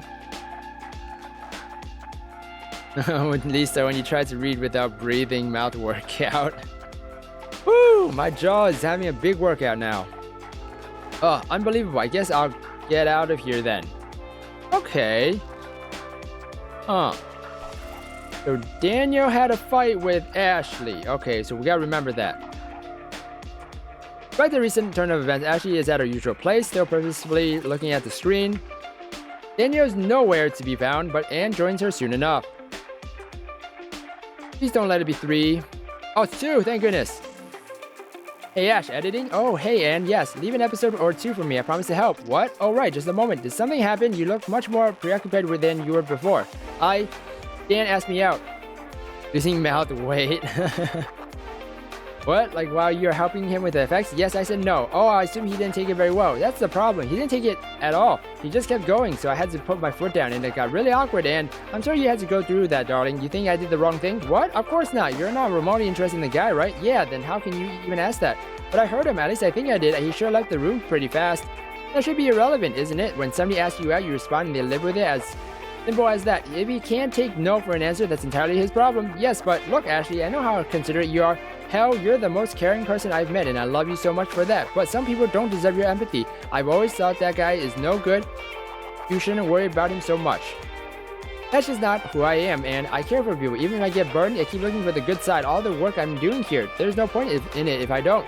I know, sweetie, but you can't sacrifice yourself. It's always hard to tell when I stop investing and start sacrificing. That's why I'm here. You care for everybody. I care for you. Come on, shut up. Let's go get some fresh air and a nice cup of iced coffee. The weather is awesome today. Thanks, Anne. Just give me a moment, alright? Sure thing. I can't be your spirit animal, Lisa. It's just the power of talking a lot and really fast. Alright, that was 4. Got 2 more, guys.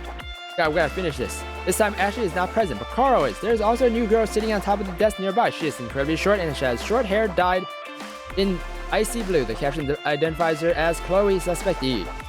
The girl is just gesticulating and looks positively excited. The two must be in the middle of a conversation. These ought to be one page. Oh, 2 page. Okay, that's fine. So what I'm saying is that under certain circumstances, not always, but when it's most susceptible, like being exhausted, for example, you can really fool a human's brain. If images and sounds and smells are realistic and relentlessly enough, your mind stops turning between virtual and real. You just fall into whatever's happening inside your headset and it becomes your new real life. Where did you even get that? In a number of independent places, actually. Just don't go questioning and scrutinizing my sources. It's boring. Think about the idea itself. If that's the case, shouldn't it be happening all the time? VR is a mundane thing now, a harmless gimmick. People incorporate smells and touches into videos and games all the time, regardless of whether they actually need it or not. We're doing it as well. It's a gift, an rice coffee.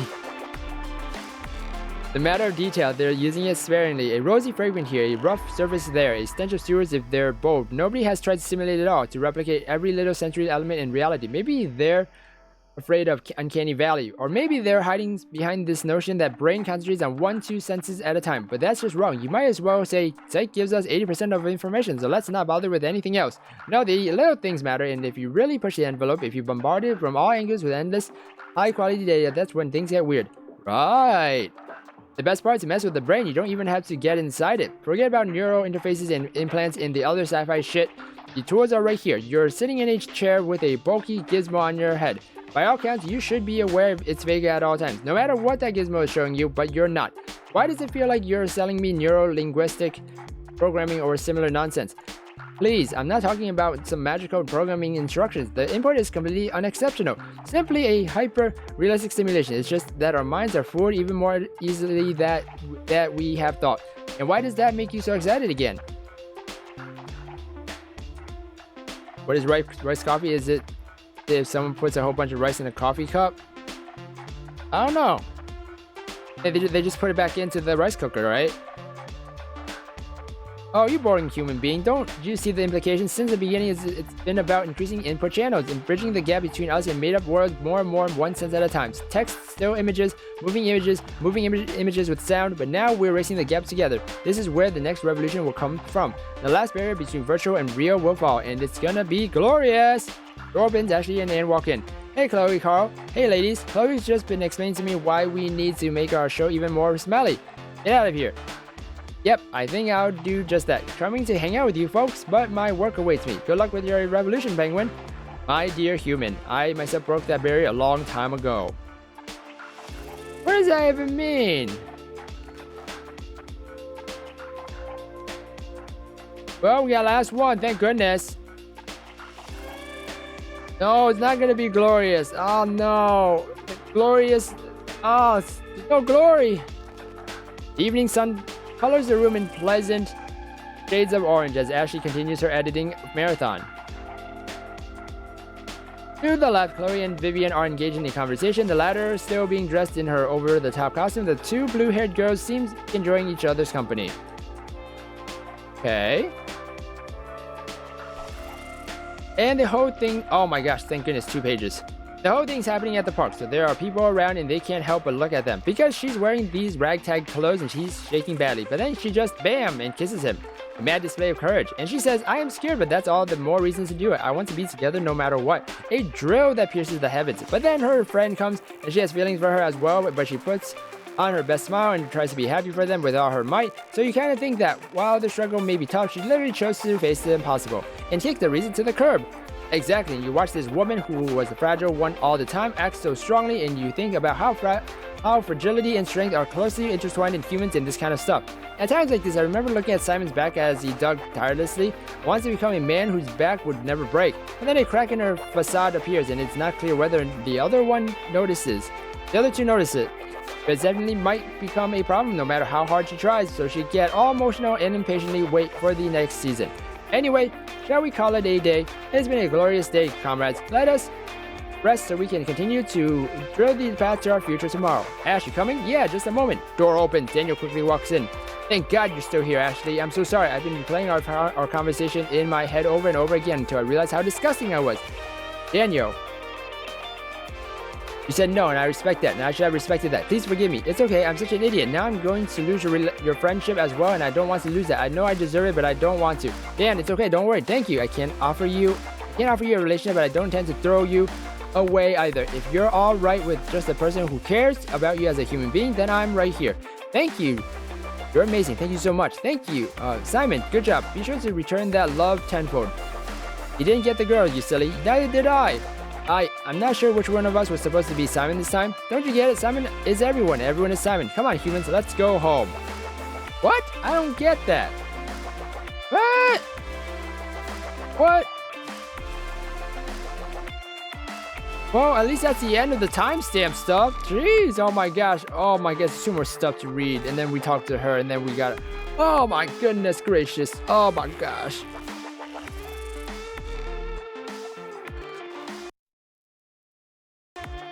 Oh my gosh, Lisa, it's so tough.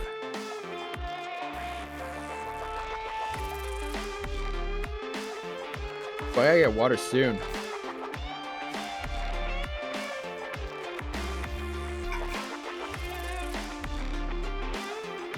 No.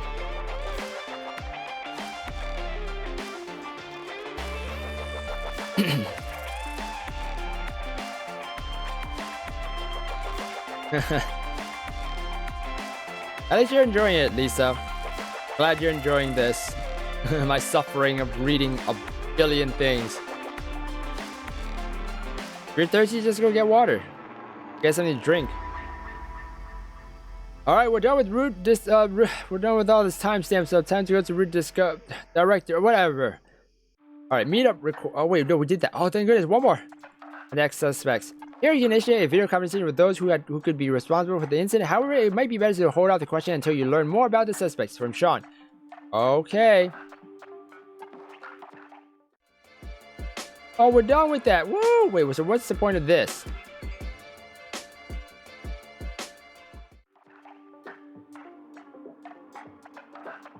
Oh, it doesn't do anything. Yes? Oh, that's actually you. Wait! Got save! Oh my, got save. Oh. Did all of that, we got save. Oh my gosh. Are you the one in charge? What was it, Lee? Aww. Kind of you, Lisa. Are you the one in charge? Supposedly, they keep telling me that as much as it surprises me, I am. Must be someone really important from Life Plus. Not really, I'm just a time traveler. Well, I don't want her to commit suicide, so I'm gonna have to do the best thing I can for her. Wow, it's out of my league to even imagine what your life must be like, but you probably want to hear what's happened. Yes, if you can, if you can. Well, I should probably start with the show. Everything kind of revolved around it. Okay? I was doing a web series with a group of people, mostly as a lead actress, but also editing sometimes and giving other people a random help here and there. Would film it and upload online for people to watch. Been going for about 2 years. You could say it was my main occupation. Kind of web series. Is it popular? Comedy drama with some VR effects to make it more engaging. Is it popular? More or less. Nowhere near the top stars, but enough to have an active and supportive community. Go on.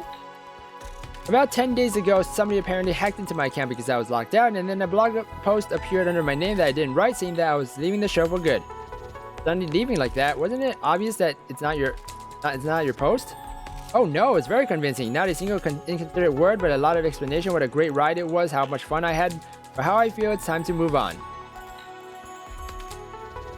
Them sucks though. Comedy drama. Future me could have written that. After doing this for 5 more years and finally getting tired, not the present me though, the present me still enjoyed every single second. Couldn't you explain the situations to your fellow showmakers and through them to fans? That's exactly what I tried to do. I called them, they believed me, and then they tried to explain to people that the post was fake and I wasn't going anywhere. Some were convinced and others said I should make up my mind already. The internet security is so good these days, it's hard to believe that stuff from your account cannot be yours. Maybe not yours, or maybe we just weren't fast enough and the message already sank in. Even so, shouldn't the fans be grateful that you decided to stay? That's what I thought, but the negative comments I started to get after finally restoring my account, it was so unexpected and confusing. People said that I'd really better go, that I looked tired and should leave the road to somebody who was more excited about it. One moment they like you, the moment they ask you to leave? What kind of advance is that? Forcing a lead actress to quit. Well, that must be a bummer. It's like this story became the tipping point. The disappointment was building up to silence for some time, but then they decided to speak their mind. I mean, most said they still like the show, they just feel they would be better off without me. That's an even meaner thing to say. That must have been tough. That's not a very nice situation to find yourself in. It's better this way. I mean, the whole thing is kind of pointless unless viewers enjoy it, right? I just wish they could have said it sooner. I wish I didn't fool myself into thinking that others like me. All this time, I felt that I really found my calling. I wanted to entertain people, only people that had different things in mind. Hey, cheer up. This would not have happened if it wasn't for a single person, and that person is going to answer for it. I sound like I'm getting struck by lightning while reading it. Thank you. I really appreciate all your help. It's very important to me. I was told you were fired. Is this what they meant? You were distressed so much you would consider suicide and blogged about it, right? That should be all for it. Okay. No, I was fired from my official job as well. I worked part-time as a waitress at a small local cafe. Well, a fancy small local cafe, you could probably say, as they employ real people to serve clients. I assume my boss was happy he no longer had a small-time actress for a waitress, because a couple of days into the incident, he called and said I shouldn't bother coming anymore. That's a pretty strange reason to get rid of an employee. Wasn't the show bringing you money? It was you, Lisa. You stole your own yogurt. I solved it. A waitress job can get a bit weird now that most food places rely on automated terminals or robots. If you serve people where a machine could do, smiling and being polite is not enough. You need to be special to have a twist. I always knew my acting was the main reason he hired me. I just never thought it was the only twist I had. Sadly, no. We sell some merch here and there, but it's not generating any significant income yet. I had to work on the side to pay the bills. To be honest, I'm also a bit wasteful when it comes to spending money. Well, no other way but to get rid of that habit now, right? I got another question. Sure, I'll try to answer it. You're distressed? Yes, about that. Oh god, I don't know how to say it. You're gonna arrest me too. Let me guess, you didn't really think about it, did you? The problem, I didn't really consider it. I don't think I have the guts to kill myself. I was just really depressed and didn't know what to do, and I've heard that the government and some corporations monitor and respond to blog posts like that. So, wait, so you mean you deliberately tricked everyone, made them think it's more serious than it is? So you wrote it to attract attention. So you wrote it to be fun for solving your own problems. Oh god, I'm so sorry. I just thought maybe someone would give me a call or something. I never thought it would be this serious. You reacted like it's a matter of national security. I couldn't imagine that the most prominent corporation in the world would get involved. Oh, I'm in trouble, am I? Yeah, well, I don't think that's entirely your fault. Don't worry about it. Life has its own agenda, its own reasons to be here. Who knows? I'm just here for the bullying part. I think you should be, but either way, that comes after we find our culprit. Yeah, well, I hope you're right. Silly me imposing on people with such stupid troubles. That should be all for now. Why does this game kind of remind me of a story? Yeah, it kind of does, because there's a lot of dialogue and a lot of stuff and a lot of detective work. A lot. You're kind of right about that, Lisa. Let's save again. Tuxi... You? Hello again. Well, tell me about your potential culprits. 5 of them, right? Yes, 5 marvelous personalities. Provides you for further scrutiny. They are the usual suspects if you catch my drift. Oh, goody. Catching keys or souls is a childhood dream of mine. You have a penchant for old movies or something. You're so funny I could die.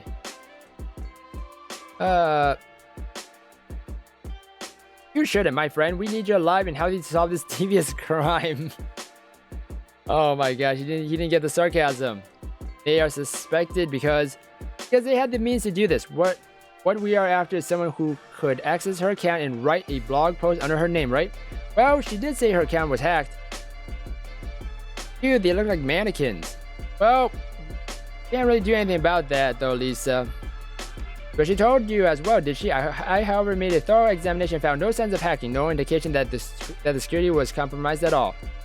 Which leaves us with a simple explanation. The culprit had access to her account because she voluntarily gave it to them earlier. 5 suspects I give you are the members of the same team. They all worked on the show with Ashley and they all knew her account's password.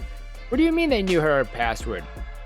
I mean, she told her password to each of them at one point or another so they could log in and use the stuff she created to simplify the teamwork, you know. Now wait just a minute. That's not how it's supposed to be. Even if you do something together, you send emails, you upload files, you don't share your entire freaking account. Who does that? Huh. And the fact that she trusted them completely be of an excuse? Maybe not after a mess like this happened. I can't. Of course not. It doesn't matter how much you trust someone. You can't tell them your past. You don't. You're right. Of course, from a perspective of someone like you and me, it sounds completely ludicrous. However, consider a couple of facts. First, she's not the most savvy internet user around. She's just good at using specific software that helps to get the show. And then savvy users can have weird security compromising habits for that matter. Second, her personality is not security friendly either. She never even considered her friends could do such a terrible thing. Combine the two together and well, it doesn't make this any less wrong, but at least it gets more believable. Are you sure she wasn't hacked? As sure as it gets, I'm no world-class code breaker, but I know a thing or two about cyber security myself, and it's not just about my skills. The hacking stuff is a rather unlikely event. Why is it such a big deal to break into somebody else's account? A very big deal. Your account is the gateway to everything you do online, from financial transactions to countless social interactions. It's more of an electronic password than an account. Woo! Correspondingly, big corporations spare no expenses in improving general level of security. Life Plus has made great contributions to the cause as well. Oh my. Yeah, what's so important? Yeah, it's so important. Shouldn't there be other authentication steps like voice recognition or fingerprints or whatever you guys use these days? Yeah, right? You're right. They usually are. Sadly, you can switch them all off if you want to, and that's exactly what our girl did. Another indication of her trusting personality. If whoever takes this so seriously, shouldn't it be a cybersecurity case rather than a cyberbullying case? You know, with more manpower on the scene? Oh, could have easily been. They're usually ready to react to the slightest suspicion of hacking. Our operation is just a boring family party compared to what Life Plus security departments could have deployed around here. They're also much better equipped to track hackers through the net. However, there is an important but. That but being list of Kev's to give so far, reading fast and the ability to not look his age. Amazing. Oh, Lisa. They care only about security, not the aftermath. Not in intangible, emotional aftermath like this, at least. No bank accounts data was stolen, no money lost. It doesn't matter that the incident was the real reason she lost both of her jobs. Ashley would be left to her own means without any closure, explanation, or proper mental help. I think Jackie understands that too. That's why she and I were able to keep the security guys in the blind. The cyberbullying case, in the just world, it should be. I guess we better get to the very bottom of this, and how exactly solving this crime will help actually get back to their jobs. You're completely right. Maybe somebody just guessed their password? Knowing the password and taking advantage of it is not the same thing. Maybe it was someone else entirely? Aren't they supposed to be friends? Thought about that, but after seeing that password, I think we can rule the possibility out. She may be completely security blind, but it wasn't something you can guess or crack brute force. No, you either have to pull it right from the server's database or know it to begin with. Well, according to Ashley, these 5 people are the only ones who had the access, and because we ruled out hacking, it simply has to be one of them. That's the best logical conclusion I can give you at the moment. We need to identify our targets by their honest activity, like see who was logged into Ashley's account at that specific time. Unfortunately, no, that can't be done reliably. I can only say that the target lives in the local area, but that's true for all of our suspects. Security is usually so good and collaboration software is so convenient. 99.9% of the time, there's a guarantee that accounts are used solely by their holders. When they're not, however, identification process gets rudimentary and we're left in the dark. And that's why I'm your amazing spirit animal. That reads so fast. Destroy my throat. Aren't they supposed to be friends? Even friends can have skeletons in cupboards, and sometimes you end up hurting friends because the skeletons rattle their bones annoyingly and whisper things in your ear. Figuratively speaking. Did she share a password with the entire team? Almost, and the only exception is the show's director. Ashley said she tried to give it to him as well, but he specifically refused. Must have at least had some concept of security, unlike others. Is it not to rule him out? Maybe he learned the password from others. No, I don't think he's ever used Ashley's account, and he was also away on a trip when this happened. His alibi is solid. You're telling me that the whole incident happened solely because of her password sharing quirks? Basically, yes. Don't take it the wrong way, though. We all have our quirks. That doesn't mean others are free to exploit them. If we even investigate this, she kind of brought it to herself. Of course we should. It's a cyberbullying case. Remember, it doesn't matter how easy she made it for them. It's still wrong. It's Nothing else. It's worse, they took advantage of her generosity. Enough of this for now. Sure, is there anything else you need to know before starting? Oh my gosh, there's a lot more stuff. Oh god. How can I talk with suspects? You can make a video call to any of them from the terminal in Ashley's room. They should be available and willing to cooperate. Theoretically, we can bring them to you face to face. There's not enough evidence for that, but we did our best to explain how unwise it can be to ignore us. Any other evidence to pursue? Bruise? Sure, it's all there on the terminal. You can read her fake resignation post, the team's official response, people's reaction. See for yourself how it all happened. I did that already. There are also records from their last meeting at the library. Why would they meet at the library? It's just a convenient place to get a free room and do some work face to face, as opposed to their usual remote interaction. It's like you know where to find me today thing from what I could gather. They'd plan a date in advance, and then throughout the day, people would come and do stuff with other people. They call it a meetup. Oh, I don't know. Maybe I'll die in 10 minutes or something. Do we have the main suspect? Well, suspect C would be the obvious choice. He and Ashley had a short but rather unpleasant argument during their team's last meeting at the library, right before this incident happened. What about? He tried to ask her out, she got rejected, tried again, got rejected more firmly, stormed out. Returned later to apologize. To be fair, still, both parties were probably left with a bad aftertaste. Do you think he did it then, got mad because of the rejection, and decided to punish her? You want an obvious cool investigator response or a more down-to-earth response? The former would be no way, it's never that simple. He can't be that clueless. The latter would be yes, he can be that clueless, and ruling him out just because we think everyone is smart would be the worst kind of mistake. Also, yes, there is a noticeable difference in character. His romantic attempts are hasty at first, at best, stupid at worst. The fake resignation post is subtle, careful, and full of well-written, well-chosen phrasing. No matter what this guy says, he's guilty. But he's a detective, Lisa. But this, of course, can also work both ways. Maybe it's yet another indication that he is not a culprit, or maybe he can be subtle when he wants and use this difference exactly to avert our obvious suspicions that would mean he's actually rather cunning. Right. You're really making it sound complicated. Everything is complicated. It's just a matter of how deep we can dig before our head starts to hurt. All I need to know, you're the boss. Any advice how to approach the suspects? Look for a motive. As you can see, there's not much hard evidence to go by, so the psychological aspect comes first then. Learn their personalities, probe them with questions, find out how they really feel about Ashley, and use it to connect the dots. You never know how bitter deep inside someone can be. So it's more of a mind game than a proper investigation, really. Well, insofar that we don't have bits of evidence to piece together and can't identify the culprit from fingerprints or DNA scans, yes. It's too late, your head is hurting. But we still have a victim and we owe her to figure out the truth. That counts as investigation in my book. And in the end, I'll just have to guess. You don't need to go with your guts, yes, but it doesn't have to end there. Once you decide on your primary suspect, you can try to trick them into confessing. Keep asking uncomfortable questions, make them feel guilty, or even give them the taste of their own medicine. You mean troll them? If you think it might help you, then yes, feel free to. Hey, this job finally got fun. Well, I suppose that would kind of defeat the purpose of investigation. Yes, thank you for understanding that. Adopting the enemy's tactics is dangerous ground. There is nothing wrong in it per se, but you have to be very careful. Agreed! Pokemon Detective style. But even if you do none of these things, even if you just point at a person and say, grab this one, well, you're the boss. I'd rather we end up with something more substantial, but yeah. The Big Brother explicitly said your decision should be trusted completely. I don't know what kind of circumstances can give a man's opinion so much weight, but I respect you guys and your work enough to play along. Did you know the girl didn't really think about suicide? It was just her way of attracting attention?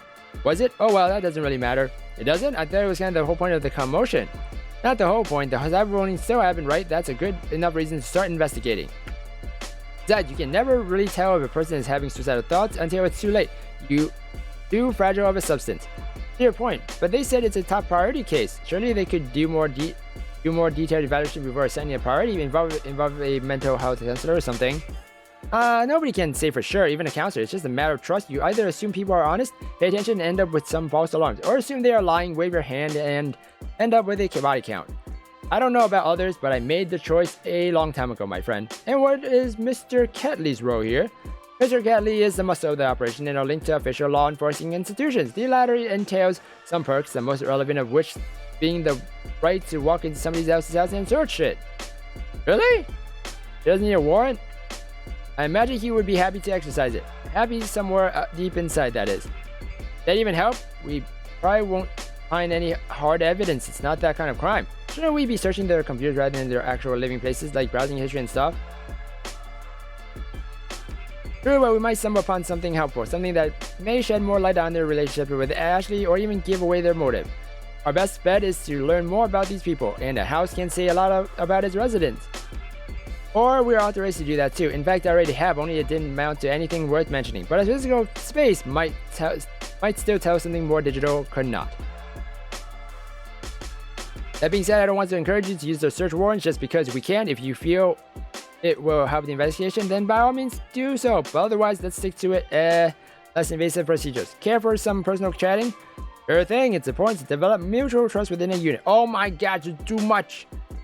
Also, what's that guy wearing? Those shoes. Zero. We need to investigate those shoes. I think he just ran into mud and then just like forgot about it. And it's just muddy and mud.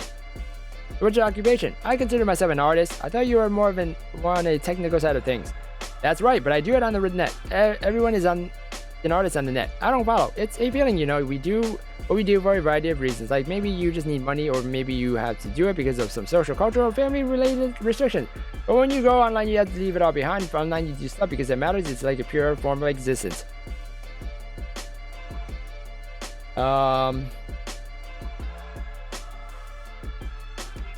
I guess that. It deserves to be. The internet is the place to go when you're tired of stereotypes and assumptions. Not really. It happens a lot too. There are no borders, nationalities, or other superficial differences. There are only people of Earth and the many wonderful things they can create together.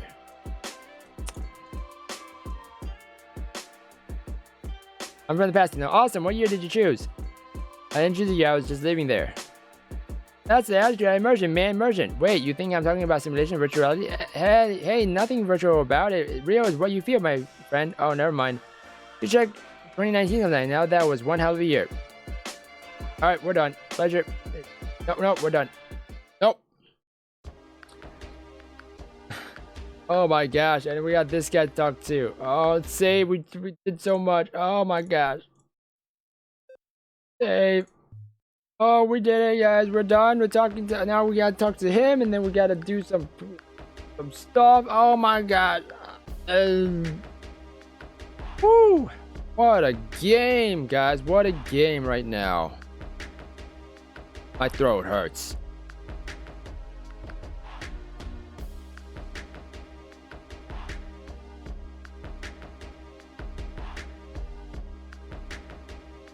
After this case is solved, skirt all the way to McDonald's. Whew. Well, I am going to end the stream here, everybody. It was awesome. It was awesome, guys. It was awesome for you guys to be here. Lisa, Dragon, everyone. Woo! I am hungry. I'm gonna go eat some stuff. I'm gonna drink a lot of water and not die of my throat. Woo! Oh man. But yeah, thank you everybody for watching. I'll be streaming in like a few hours. Streaming with Chazzy. So be sure to come back in a few hours. All right. Woo! So thank you everybody for watching. And I'll see you guys in the next one. Bye!